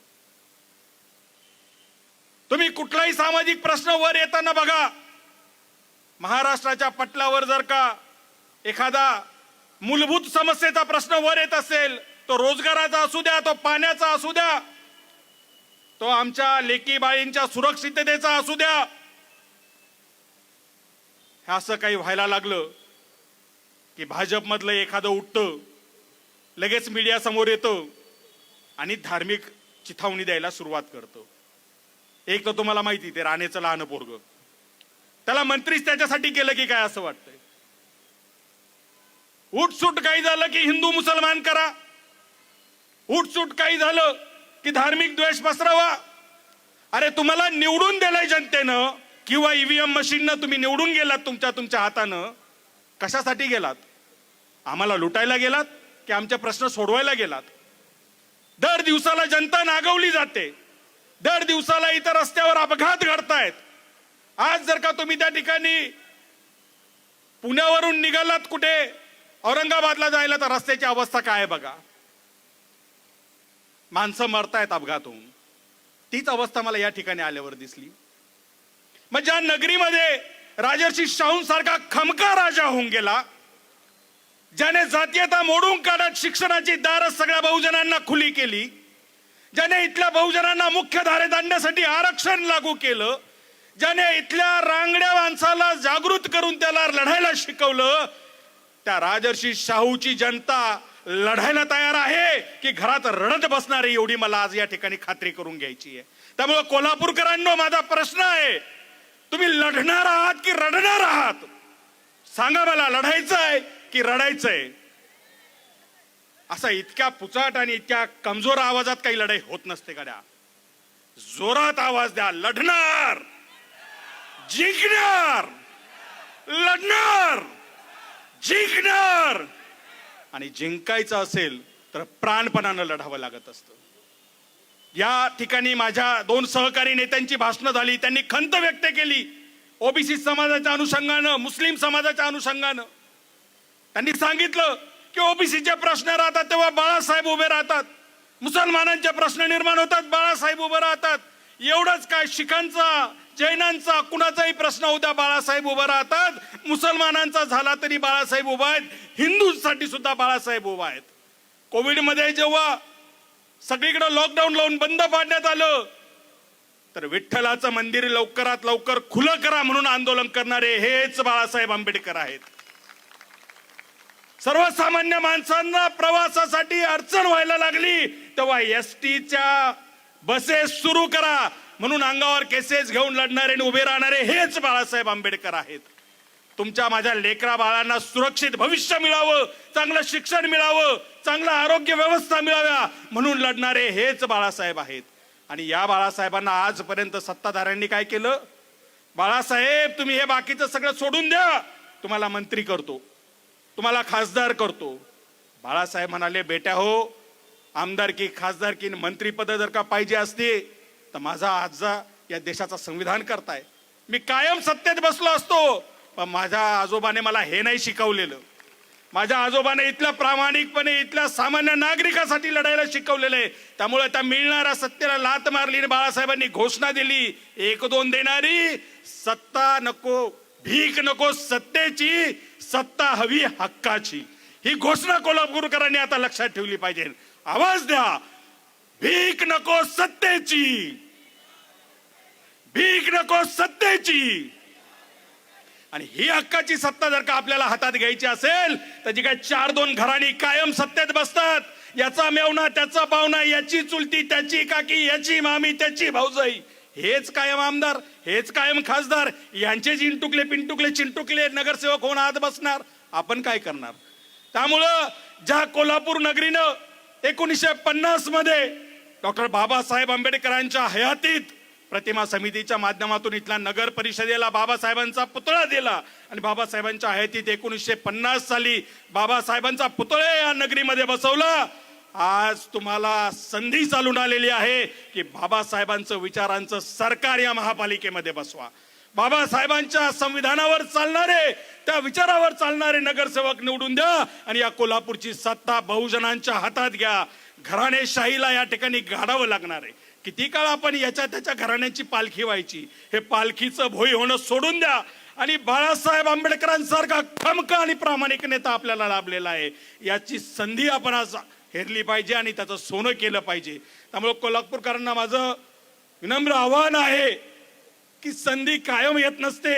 संधी एकदा दोनदा तीनदा तुमचं दार खटकावणार, पण तुम्ही जर ते खोललं नाही तर ती संधी पुन्हा कधीच येत नसते. न भूतो न भविष्यती. आज ही संधी चालून आलेली आहे. तुमच्यातले कार्यकर्ते सभागृहात नगरसेवक म्हणून, जिल्हा परिषदेचे सदस्य म्हणून त्या ठिकाणी पाठवण्याची संधी तुम्हाला मिळालेली आहे. त्यामुळे आज आपलं स्थानिकचं नेतृत्व जर प्रामाणिकपणे आपण निवडलं, वंचित बहुजन आघाडीला जर सत्तेत बसवलं, तर भाजपने हे जे काही गेली 5-7 वर्षापासून भ्रष्टाचार चालवला प्रशासनाच्या माध्यमातून, अख्ख्या नगरपालिका नगर परिषदा यांनी लुटून खाल्ल्यात, यांची तोंड आज बंद करून यांना घरी पाठवता येईल. आपल्याला उठसूट हिंदू मुसलमान करणार, उठसूट धार्मिक द्वेषाचा अजेंडा पसरवणार. अरे आमच्या शिक्षणावर कधी बोलणार? आमच्या रोजगारावर कधी बोलणार? आमच्या रस्त्यावर कधी बोलणार? हा प्रश्न तुम्हाला विचारावा लागणार आहे ना. आता प्रश्न विचारायचा नाही तर यांच्या तोंडावर उत्तर फेकून मारण्याची वेळ आलेली आहे.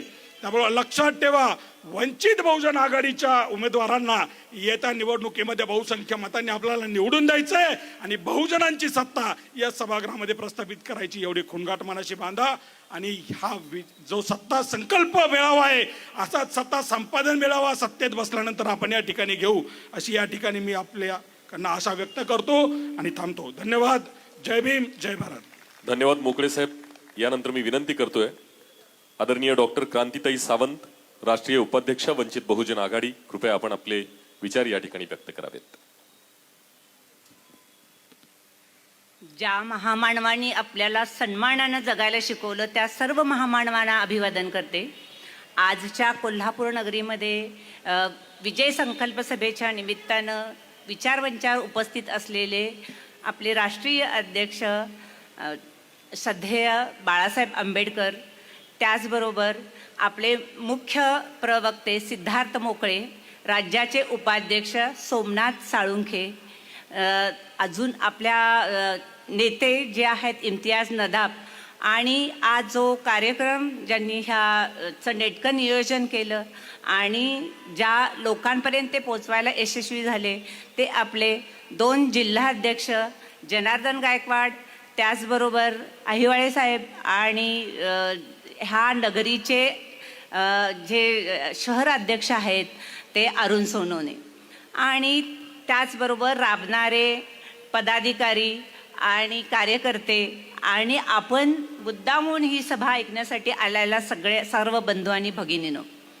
खरं तर आज या नगरीमध्ये ही पहिले म्हणजे महापालिकेच्या किंवा येणाऱ्या इलेक्शनला सामोरे जाताना पहिली सभा होते आणि ह्या नगरीला निवडण्याचं एकमेव कारण म्हणजे ही शाहूंची नगरी आहे की ज्या शाहूंची नगरी जी आहे इथं पहिल्यांदा संविधान राबवलं गेलं. गेल्या शतकाच्या आधीपासून इथं संविधान राबवत आहे. मग तिथं महिलांच्या बाबतीत असू दे किंवा शिक्षणाच्या बाबतीत असू दे किंवा वंचिताच्या न्याय देण्याच्या बाबतीत असू दे, शाहू महाराजांनी आपल्याला पहिल्यांदा इथं जे बळ दिलं आणि म्हणूनच आपण ही संकल्प सभा इथून घेतोय. आणि आपल्याला आजही कळतंय की जो वारसा बाबासाहेबांनी चालवला तो वारसा बाळासाहेब चालवत आहेत आणि तो वारसा म्हणजे संविधान इथं राबवणं. कारण संविधानाच्या माध्यमातून आलेले हक्क आणि अधिकार आपल्याला तळागाळातल्या लोकांपर्यंत पोहोचवणं ही एकमेव जबाबदारी घेऊन वंचित बहुजन आघाडी लढत आहे. आणि आज रोजी वंचित बहुजन आघाडी हा तळागाळात पोचलेला पक्ष आहे. म्हणजे एकही कोपरा किंवा काना राहिला नाही की ज्याच्यामध्ये वंचित बहुजन आघाडी पोचलेली नाही. आणि त्या उलट महायुती आणि आघाडी काय करत आहेत की ते एकमेकांना सांभाळण्याचं राजकारण करत आहेत. कारण इथली बेकारी, इथलं शिक्षण, इथलं महिलांचे सुरक्षिततेचे अधिकार हे सगळे प्रश्न संपलेले आहेत. फक्त त्यांना एकमेकांना सांभाळायचं आहे. कोणाचा 70,000 कोटीचा घोटाळा असू दे किंवा 1800 कोटीचा घोटाळा असू दे.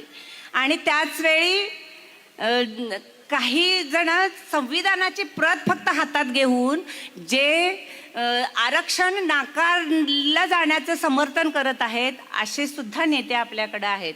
आणि आपण मात्र वंचित बहुजन आघाडीकडून आस लावून आहोत. आणि वंचित बहुजन आघाडी हा एकमेव पक्ष आहे की तुम्हाला तुमचे अधिकार, तुमचे हक्क देण्यासाठी लढत आहे. नाहीतर कुठल्याही पक्षाच्या युतीबरोबर आणि त्यांच्या आघाडीबरोबर आपण बसू शकतो, आपण सत्तेत जाऊ शकतो, पण तिथं आपले अधिकार अबाधित राहणार आहात का? का कुणाचे तरी घोटाळे आणि कुणाच्या तरी कारवाया आपण मिटवण्यासाठी तिथं जाणार आहोत? म्हणून वंचित बहुजन आघाडी ही तळागाळातल्या लोकांसाठी लढत आहे. त्याचबरोबर ज्यांचा संविधानावर विश्वास आहे अशा संविधानवादी लोकांवर लढत आहे. म्हणून आपली आता जबाबदारी आहे की आपण ताकदीनं उभं राहायला पाहिजे. संविधान जर जगवायचं असेल, नुसतं संविधान आमच्या बापानं लिहिलंय आणि संविधानाची गरज आहे म्हणून चालणार नाही, तर मतपेटीतून ते आपला मत आहे संविधानाबद्दल ते दाखवलं पाहिजे. कुणीतरी ती प्रत घेऊन फिरतंय म्हणून तो संविधानवादी आहे हे समजता कामा नये. त्याच्या पाठीमागचं खरं राजकारण, त्याच्या पाठीमागं काय आहे, यांच्या मागं लागलेल्या ED-CD काय आहेत हे थोडंसं बघा, थोडा अभ्यास करा. आणि म्हणूनच वंचित बहुजन आघाडी आपल्या पद्धतीनं लढत असते, कारण ती संविधानावर आधारित आहे. संविधान हा आपला आत्मा आहे. आणि मग इतर कोणी असतील पक्ष, बाकीच्या कुठल्या संघटना, तर ते आपल्याबरोबर जर त्या माध्यमातून जुळत असतील किंवा इतर कुठले पक्ष त्या पद्धतीनं येत असतील, कारण साहेबांनी प्रत्येक ज्या निवडणुकींना सामोरं जायचं आहे तिथल्या ज्या काही युत्या आघाड्या करायच्या आहेत त्या तिथल्या कमिट्यांवर सोपवलेलं आहे. पण अट एकच आहे की ते ह्या संविधानासाठी, आपल्या मूलभूत अधिकारांसाठी लढणारे पक्ष हवेत आणि तिथं त्यांना बांधून घेता यायला पाहिजे. तर आपण बाबासाहेबांचा विचार पुढे घेऊ जाऊ आणि हे संविधान टिकवू शकू. आणि इलेक्शन लढताना काही गोष्टींचा विचार करायला पाहिजे.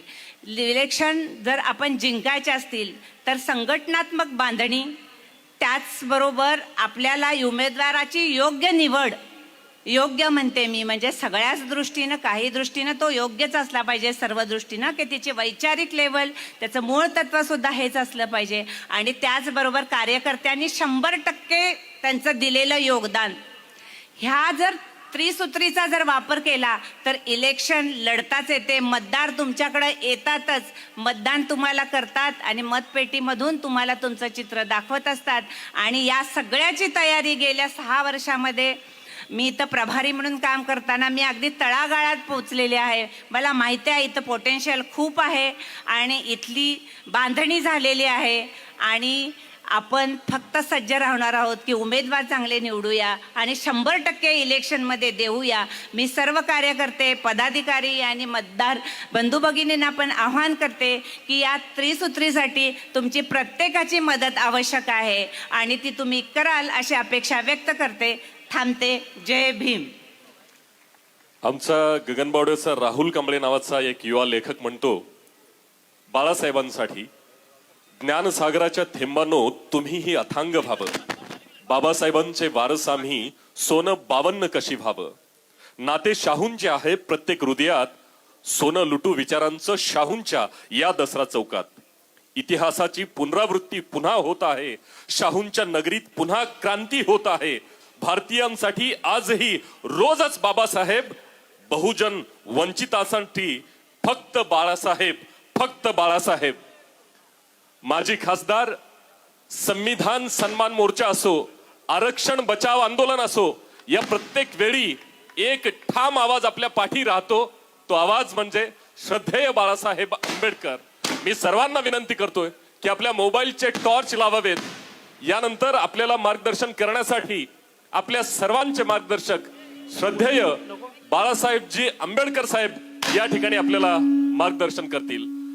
डॉक्टर बाबासाहेब आंबेडकरांचा, श्रद्धेय बाळासाहेब आंबेडकरांचा, श्रद्धेय बाळासाहेब आंबेडकरांचा, छत्रपती राजर्षी शाहू महाराजांचा.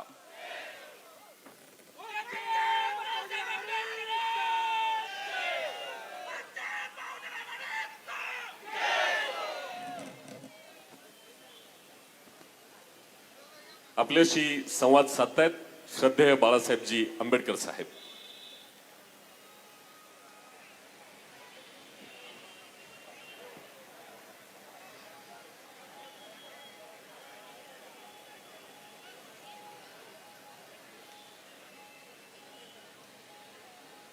मंचकावरती उपस्थित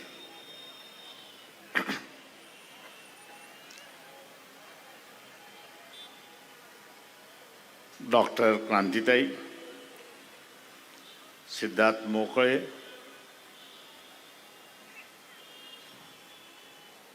नदाफजी, सोमनाथजी साळुंके, त्याच्याच बरोबर कोल्हापूर शहर चे असणारे शहर अध्यक्ष, सर्व कोल्हापूर जिल्ह्यातले असणारे कार्यकर्ते,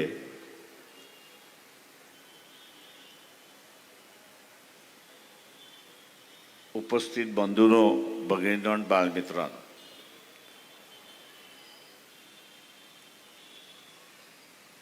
महानगरपालिकेच्या निवडणुका यांचं बिगुल वाजलं आणि हे बिगुल वाजल्यानंतर प्रत्येकाची असणारी धावपळ चालली आहे. कसली धावपळ चालली आहे तर सभागृह 130 आहे, पण आपल्याकडे असणारे 130 उमेदवार सुद्धा नाही. आणि आपल्याकडे 130 उमेदवार नाहीत म्हणून असणारं राजकीय समझोता होतोय का, आणि तो राजकीय समझोता करत आपली जागा भरायची अशी असणारी परिस्थिती आहे.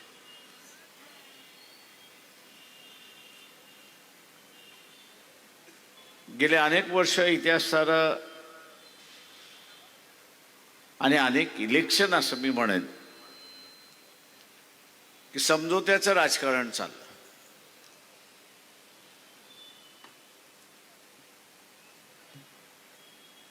समझोत्याचं असणारं राजकारण चाललं आणि हे समझोत्याच्या राजकारणामुळे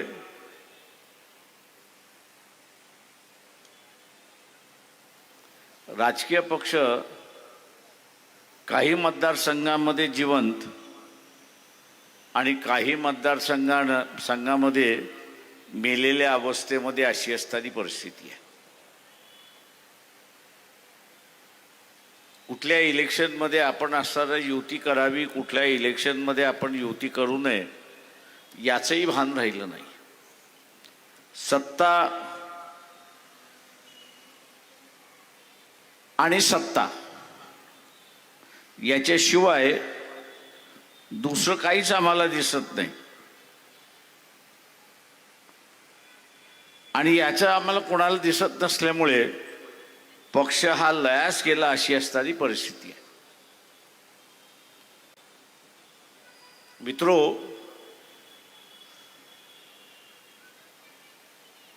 आपण जर पाहिलं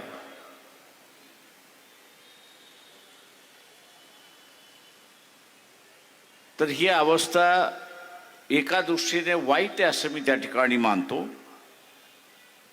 मी वाईट ह्याच्यासाठी म्हणतो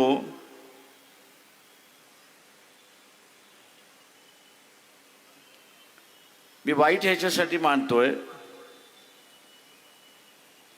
की शेवटी राजकीय पक्ष हे लोकशाहीचं टिकण्याचे एक हत्यार आहे.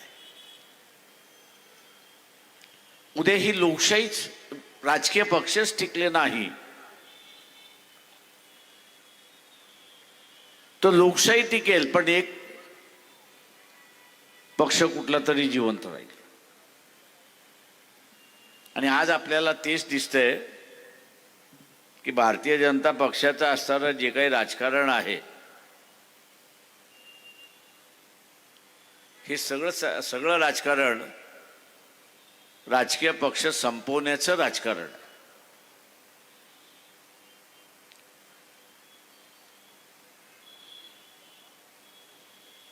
भारतीय जनता पक्षाबरोबर दोन पक्ष आहेत. एक एकनाथ शिंदेना मिळालेली असणारा शिवसेना हा एक पक्ष आहे आणि दुसऱ्या बाजूला अजित पवार यांना मिळालेली असणारे एनसीपी असा प्रश्न आहे. दोघांमध्ये रेस लावली की भारतीय जनता पक्षाशी असणारं कोण इमानदार राहणार. आणि म्हणून पहिल्यांदा सांगितलं की आम्ही कोणाबरोबर युती करणार नाही. आणि नंतर सांगण्यात आलं की आम्ही असणारं एकनाथ शिंदेबरोबर युती करू, राष्ट्रवादी बरोबर करणार नाही. हा खेळ आपण समजला पाहिजे. या खेळाच्या माध्यमातून राजकीय पक्ष कमकुवत करणं हे सुरुवात झालं. एकनाथ शिंदेबरोबर सुद्धा असणारा युती होईल की न होईल याच्याबद्दल मला असणारा शंका आहे. आणि युती झाली तर जी काही मुंबईमध्ये शिवसेनेची ताकद होती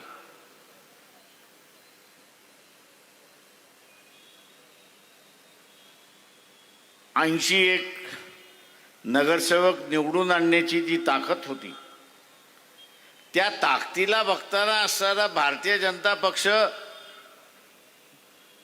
एकनाथ शिंदेच्या शिवसेनेला 100 जागा तरी देणार का 227 228 पैकी, की त्यांना असणारा 30-40 जागा घ्या आणि गप्प बसा म्हणून सांगणार आहात.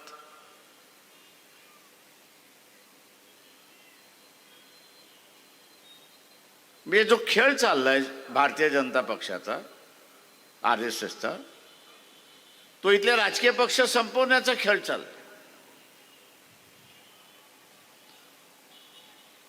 आणि राजकीय पक्ष संपले, शीन झाले की आपण एकमेव शिलेदार राहू अशी असणारी परिस्थिती आहे. या पार्श्वभूमीवरती कोल्हापूरमध्ये अध्यक्षाने जाहीर केलं, शहराच्या अध्यक्षाने जाहीर केलं की आम्ही एकूण 1 जागा या ठिकाणी लढवणार आहोत.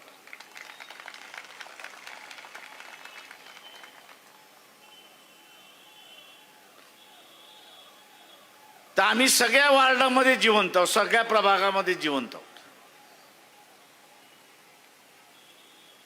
आमच्याकडे कार्यकर्ते आहेत, भले ताकदवर नसतील,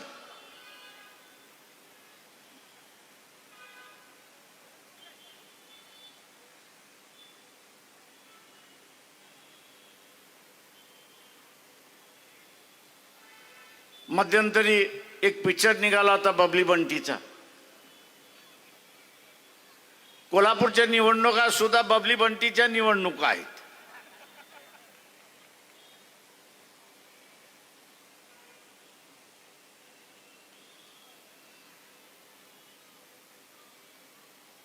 पण त्या निवडणुकांमध्ये आपण लक्षात घेतलं पाहिजे इथे लोकशाहीची गरज कोणाला आहे तर वंचितांना गरज आहे.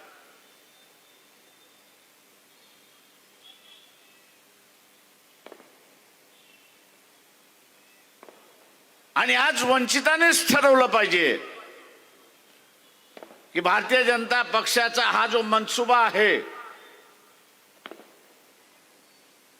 भारतीय जनता पक्षाचा असणारा हा जो मनसुबा आहे की राजकीय पक्ष संपवणं हा जो मनसुबा आहे तो आम्ही हाणून पाडल्याशिवाय राहणार नाही हे असणारं लक्षात घ्या.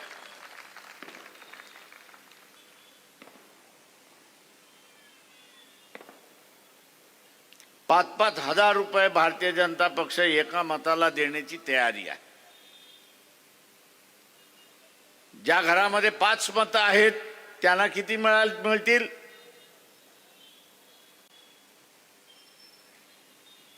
ज्यांच्या घरामध्ये 5 मतं आहेत त्यांना किती मिळतील?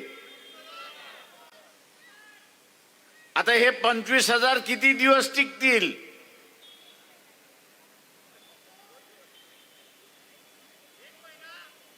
1 महिना, आणि 1 महिन्यानंतर ह्या लोकशाहीचं तुम्ही काय केलेलं असेल?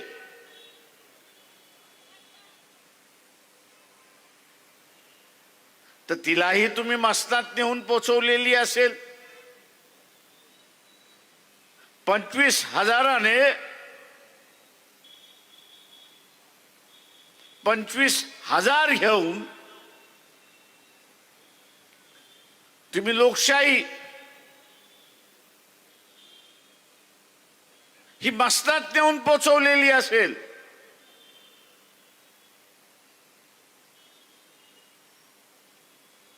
आणि मग जे दमन कार्य या ठिकाणी सुरुवात होते,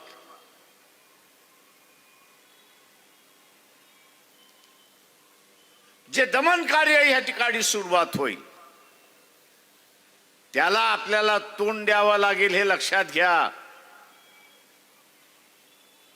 जे 25,000 रुपये वाटतात आहेत, तुम्हाला असं वाटतं त्यांचा हेतू स्वच्छ आहे?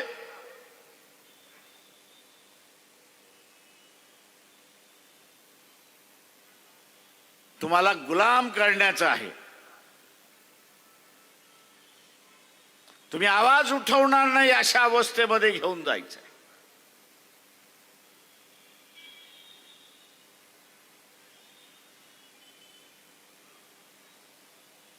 आणि ते ज्या दिवशी होईल त्या दिवशी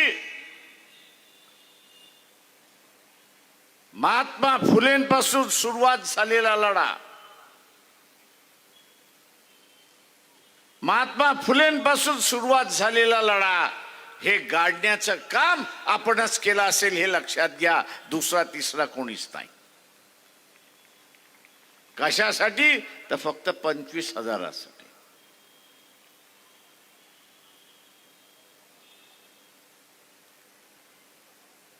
कशासाठी? तर फक्त 25,000साठी. मित्रो,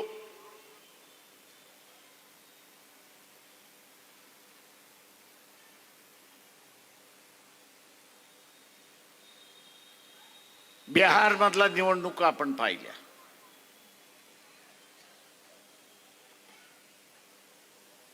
काय झालं? बिहार मधल्या निवडणुका आपण बघितल्या. काटेकी लढाई आहे म्हणून सांगण्यात आलं, आणि इलेक्शन मध्ये आपल्याला असताना दिसलं की काट्याची तर सोडून द्या, पण लढाईच झाली नाही अशी असणारी परिस्थिती.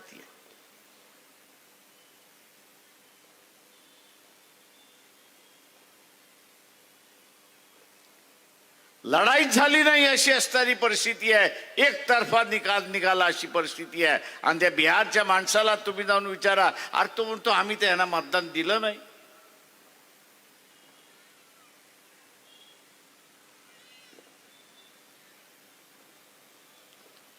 आज मित्रो, हेराफेरी होते, गफला होतोय,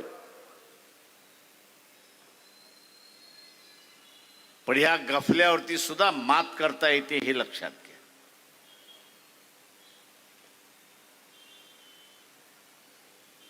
आपल्याला माहित आहे की झुंडशाही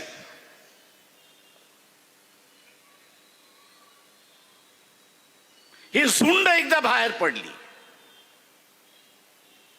तर ती भल्या भल्याना उद्ध्वस्त करून निघते, हे लक्षात घ्या.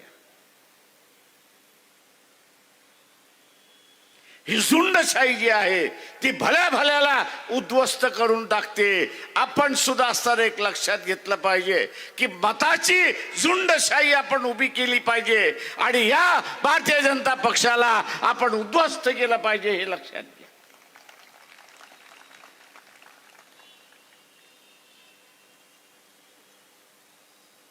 मला अनेक जण म्हणतात, तुम्हाला भीती वाटत नाही का? मी म्हटलं, जोपर्यंत लोकशाही साबित आहे तोपर्यंत मला भीती वाटणार नाही. लोकशाही साबूत आहे तोपर्यंत मी अजिबात कोणाला घाबरत नाही, मोदीलाही घाबरत नाही. पण ज्या दिवशी लोकशाही संपली त्या दिवशी राजेशाही सुरुवात झाली. ज्या दिवशी लोकशाही संपली त्या दिवशी राजेशाही संपली. लोकशाही संपली त्या दिवशी राजेशाही सुरुवात झाली आणि राजेशाही त्या दिवशी सुरुवात झाली त्या दिवशी भीतीचं वातावरण सुरुवात होणार. आणि त्या भीतीच्या वातावरणामध्ये झुंडशाही सुद्धा काहीच करू शकत नाही हे लक्षात घ्या. आणि म्हणून ही झुंडशाही, मताची झुंडशाही या निवडणुकीमध्ये आपल्याला उभी करायची हे लक्षात घ्या.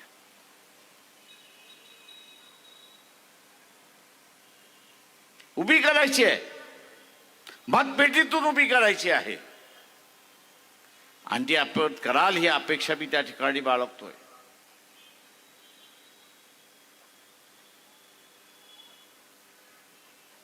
इथली व्यवस्था आपण असताना पाहिली.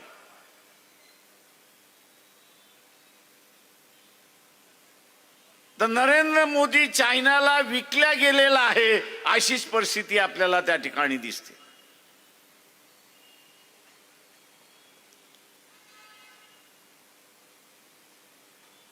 चायनाला विकल्या गेलेला आहे. कारण का तर मागच्या 10 दिवसापूर्वी युट्यूब वरती जा, आर्मीचा चीफ जो आहे त्याचं भाषण काढा आणि ऐका. त्यांनी असताना म्हटलं की चायना हा आमचा शत्रू आहे.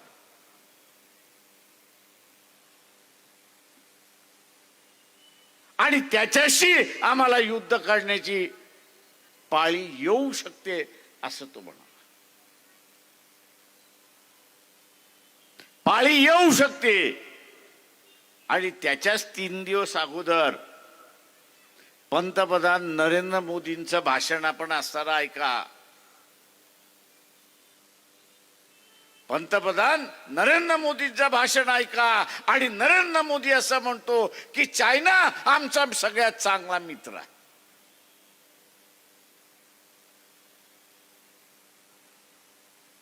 चायना हा आमचा सगळ्यात चांगला मित्र आहे.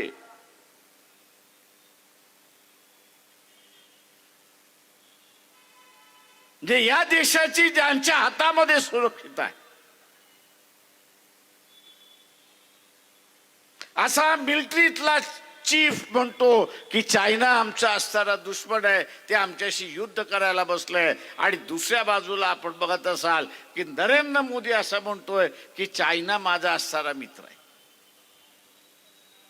या 70 वर्षाच्या कालावधीमध्ये, देशाच्या 70 वर्षाच्या स्वातंत्र्याच्या कालावधीमध्ये आपण सरकारची एक भाषा आणि मिलिटरीची दुसरी भाषा असं पण कधी ऐकलंय का? दुर्दैवाने कमजोर विरोधी पक्ष आपल्याकडे आहे.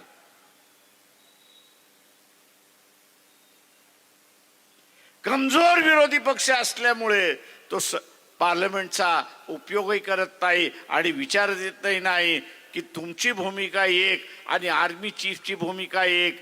कोणाला मानायचं? जनतेने कोणाला मानायचं? आणि म्हणून इथल्या असणाऱ्या सनातन आणि जो भारतीय जनता पक्ष RSSचा प्रेमी आहे त्याला असणारा विचारतोय,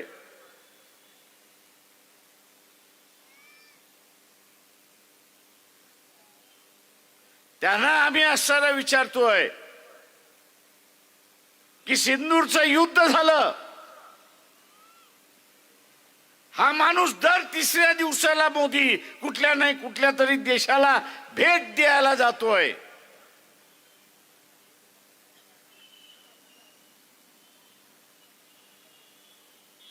आज सुद्धा कुठल्या तरी परदेशामध्ये आहे.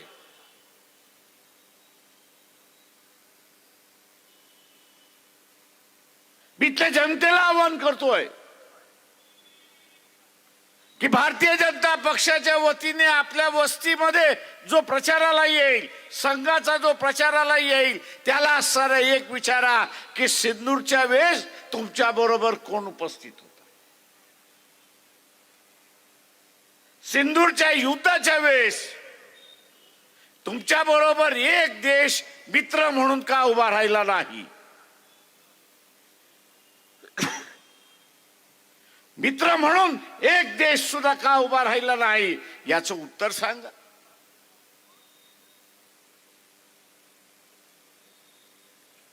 विश्वगुरु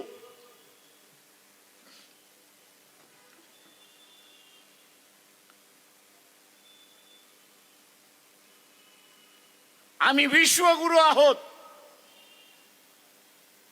अरे बाबा, विश्वगुरु एक सांग, या सिंदूरच्या युद्धामध्ये तुझ्या बरोबर एक शिष्य सुद्धा का उभा राहिला नाही?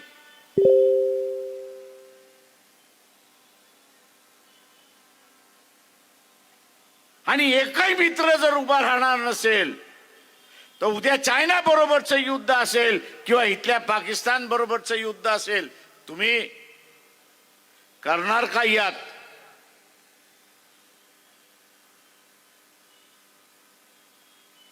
आज आपल्याला दिसते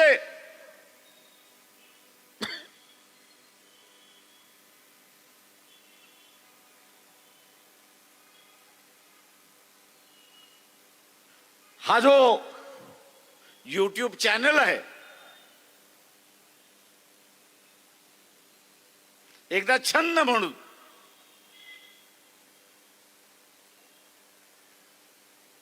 जेवढे भविष्यवाणी सांगणारे ऍस्ट्रॉलॉजर्स आहेत,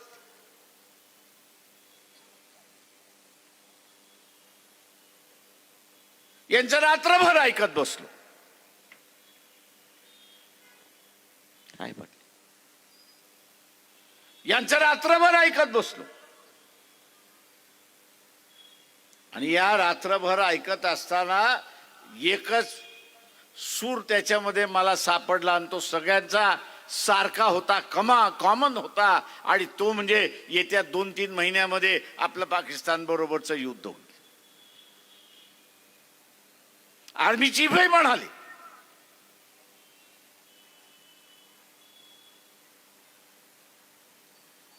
आणि आज पाकिस्तानला असणार हत्यारं कोण कोण पुरवतंय? तर इंग्लंड पुरवते, फ्रान्स पुरवतोय, अमेरिका देते, आखाती देशामधले मुस्लिम राष्ट्र आहेत ते देतात आहेत, चायना तर तिथे देतेच आहे. रशियाने सांगितलं की जे आम्ही पाकिस्तानला पाहिजे ते आम्ही अस्त्र देऊ.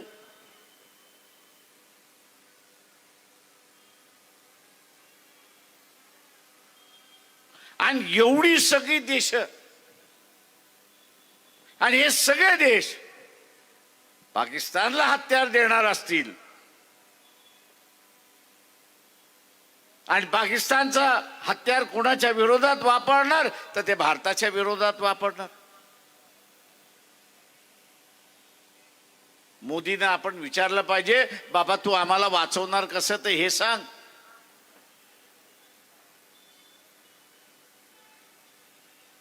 या देशाला वाचवणार कसं तेवढं सांग. किंवा हे देश विरोधात का गेले, हे विरोधात जाण्याचं कारण काय होतं? तर त्याचं एकच कारण ते म्हणजे अहमपणा.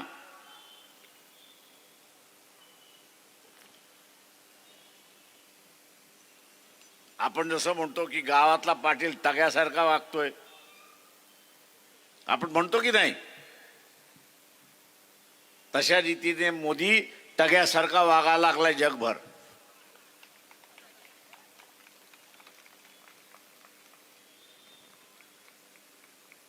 त्या पाटलाची आपल्याला भीती वाटत नाही, कारण का दर दिवशी आपल्या बरोबर त्याचं भांडण चाललेलं असतं. तोही आपल्याला हात लावत नाही, आपणही त्याला हात लावत नाही. पण ह्या टग्याचं असणारं भांडण जे आहे ते आता देशाच्या भूमीवरती येऊन पडायला लागलं. डोनाल्ड ट्रम्प म्हणतो की नाही, मी सुद्धा जगातला असणारा टग्या आहे. आणि हा काय म्हणतो, आमचा टग्या की मी डोनाल्ड ट्रम्पला शिकवलेला आहे आणि शिकवतोय. आता ह्या दोन टग्यांमधली भांडणं या दोन टग्यांमधली असणारी भांडणं जी आहेत, अमेरिकेबरोबरची भांडणं, याची रशिया बरोबरची भांडणं, याची असणारी इंग्लंड बरोबरची भांडणं, त्याचं भोगावं कोणाला लागणार आहे? ते भारतीयांना भोगावं लागणार आहे.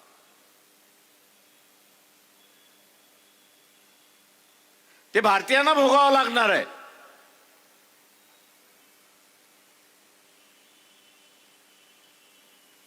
ती काय भारताच्या विरोधात नाहीयेत, ते ह्या टग्याच्या विरोधात आहेत.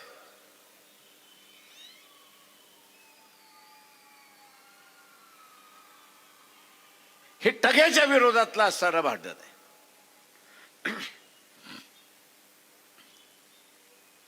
आणि या टग्याच्या विरोधातलं भांडण, त्याची किंमत आपण का द्यावी?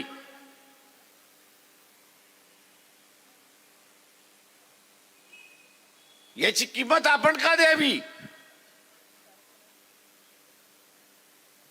हा प्रश्न सगळ्यांनीच आपल्याला असताना विचारला पाहिजे, हे लक्षात घ्या.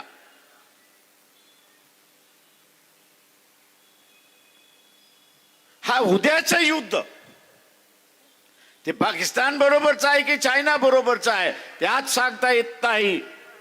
टाळायचं असेल तर ते तुमच्या हातामध्ये आहे, हे लक्षात घ्या.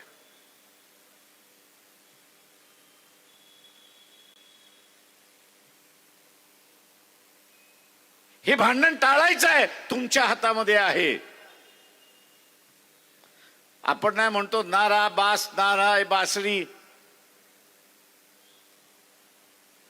तशाच रीतीने मोदीला तुम्ही सत्तेवरतीच बसवलं नाही तर युद्ध कोणाबरोबर होणार आहे?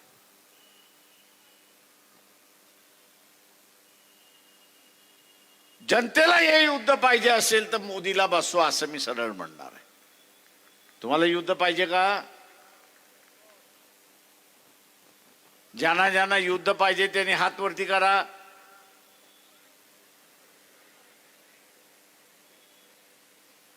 तुम्हाला असताना आता जर युद्ध नको असेल तर मोदीला खाली खेचा, आणि खाली खेचायचं असेल तर या कॉर्पोरेशनच्या निवडणुका सुद्धा अत्यंत महत्वाच्या आहेत, हे लक्षात घ्या. या महानगरपालिका सुद्धा महत्वाच्या आहेत. त्यातून संदेश जातो, मोदीच्या विरोधात मतदान दिलं, भारतीय जनता पक्षाच्या विरोधात मतदान दिलं, उद्या सत्तेवरती आले नाही, संदेश हा जातो की ह्या टग्याला आता लोकच बघायला लागली आहेत, आपल्याला बघण्याची गरज नाही. भारतीय जनताच त्याला बघायला लागलेली आहे, आपल्याला बघण्याची गरज नाही. आणि भारतीय जनता जर बघणार नसेल तर हे सगळे बघितल्याशिवाय राहणार नाहीत, हे लक्षात घ्या.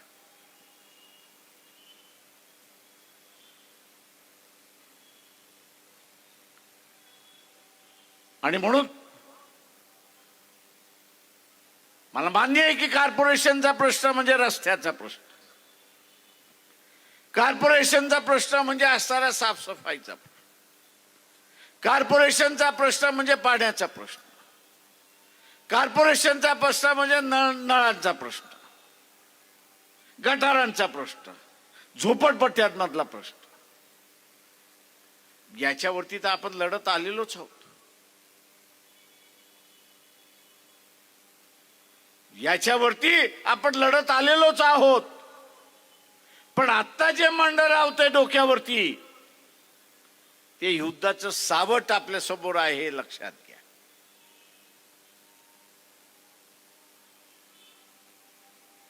इथले चॅनलवाले आणि वर्तमानपत्रवाले यांना मोदीने मंद केलेला आहे, हे लक्षात घ्या. हे बसलेले पत्रकार खरडवतात, फिल्म करतात, पाठवून देतात, पण त्यांचा जो मालक बसलेला आहे त्याला कात्री लावतो, मोकळा करतो.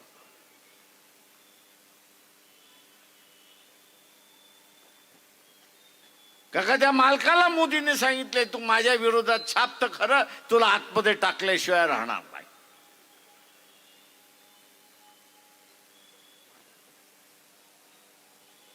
मोदीचं आणि ट्रम्पचं भांडण काही आहे? मोदी असं म्हणतोय तू रशियाचं तेल विकतोयस, ठीक आहे चल विक, पण त्याच्यातला नफा कोणाकडे जातोय? तुम्हाला माहिती आहे रशियाचं तेल भारतात विकल्या जाते, त्याचा नफा दरवर्षी कितीचा आहे तुम्हाला माहिती आहे का? तुम्हाला माहिती आहे का? दरवर्षी रशियाचं तेल आपल्याला असं सांगितलं जातंय की भारत विकतोय, चूक आहे. ते भारताला तेल मिळतंय हे बरोबर आहे, पण विकणारा रिलायन्स आहे हे लक्षात घ्या. रिलायन्स कंपनी आहे हे लक्षात घ्या. आणि दरवर्षी या कंपनीला नफा किती होतो?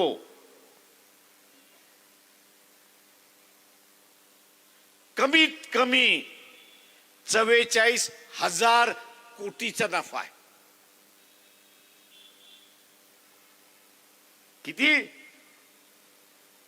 कितीचा नफा आहे? 44,000 कोटीचा नफा आहे.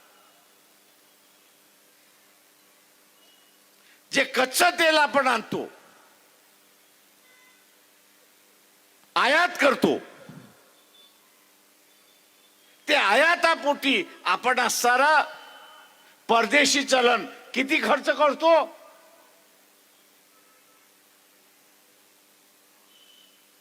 वर्षाला 1,10,000 कोटी आपण खर्च करतो. 1,10,000 कोटी आपण खर्च करतो.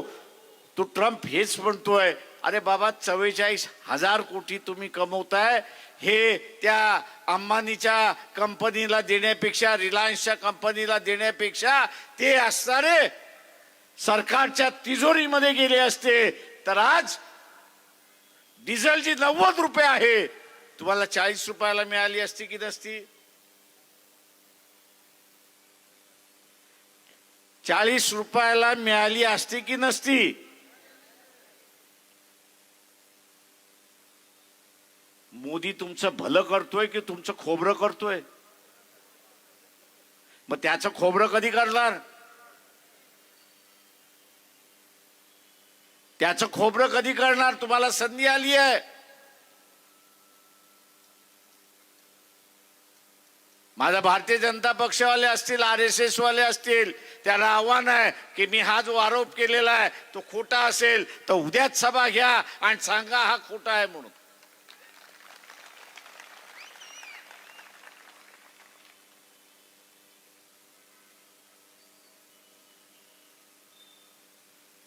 मोदी खऱ्या अर्थाने हिटलर झाला हे लक्षात घ्या. मी असं बोललो की RSS वाल्यांना फार झोंबतं. अरे अर्धे चड्डीवाले एवढंच मला सांगा, गेल्या 2.5 वर्षामध्ये नरेंद्र मोदीने एकदा तरी मोहन भागवताची भेट घेतली आहे का? की मोहन भागवतच त्याला भेटायला चालले अशी परिस्थिती? आणि म्हणून मित्रो, ही जी लूट चाललेली आहे, जगातल्या देशाचे जे नेते आहेत ते असं म्हणतात की भारत आता वरती येतोय, लोकांची परिस्थिती बदलते. ही लोकांची परिस्थिती बदलत असताना लोकांना श्रीमंत करण्याच्या ऐवजी तुम्ही असताना काही घराणेशाहीना श्रीमंत का करताय?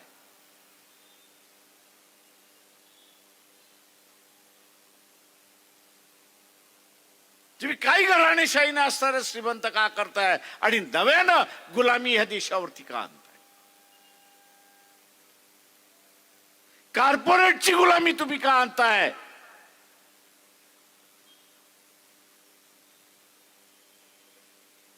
आणि म्हणून मित्रो, उद्याची ही निवडणूक वेगवेगळ्या मार्गाने महत्वाची आहे असं मी त्या ठिकाणी मानतोय. ही देशाची चाललेली लूट, सामान्य जनतेची चाललेली लूट.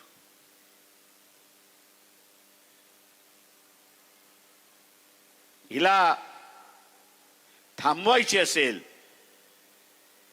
तर इथले राजकीय पक्ष काहीच करू शकणार नाहीत.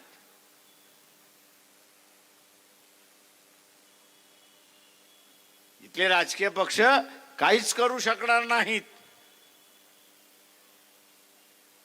याचं कारण आहे, मोदी त्यांना म्हणतो तुम्हाला मिळालेलं स्वातंत्र्य अबाधित ठेवायचं आहे की नाही एवढं सांगा.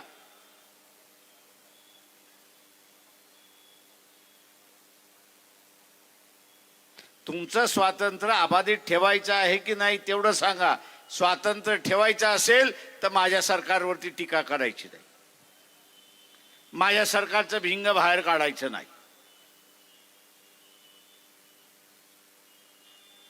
ते काढलं तर तुमची भिंग कोर्टात पडलेली आहेत.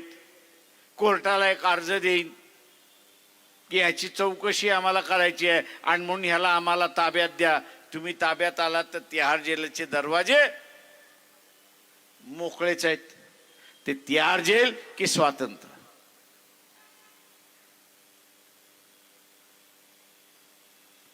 दुर्दैवाने मी असं म्हणेन की काँग्रेसचा कार्यकर्ता असेल, डावा कार्यकर्ता असेल, समाजवादी कार्यकर्ता असेल, मानवतावादी कार्यकर्ता होता, याचा एक काळ आवाज होता. त्याच्या आवाजामध्ये ताकद होती, बुलंदशाही होती. आंबेडकरी चळवळीच्या आवाजामध्ये आज ती एकच शिल्लक राहिलेली आहे. आणि मग उद्याची असणारी ही चळवळ, उद्याची असणारी ही चळवळ आणि उद्याची असणारी ही लोकशाही वाचवण्याची जबाबदारी ही फुले शाहू आंबेडकरी विचारांवरती आलेली आहे, हे लक्षात घ्या.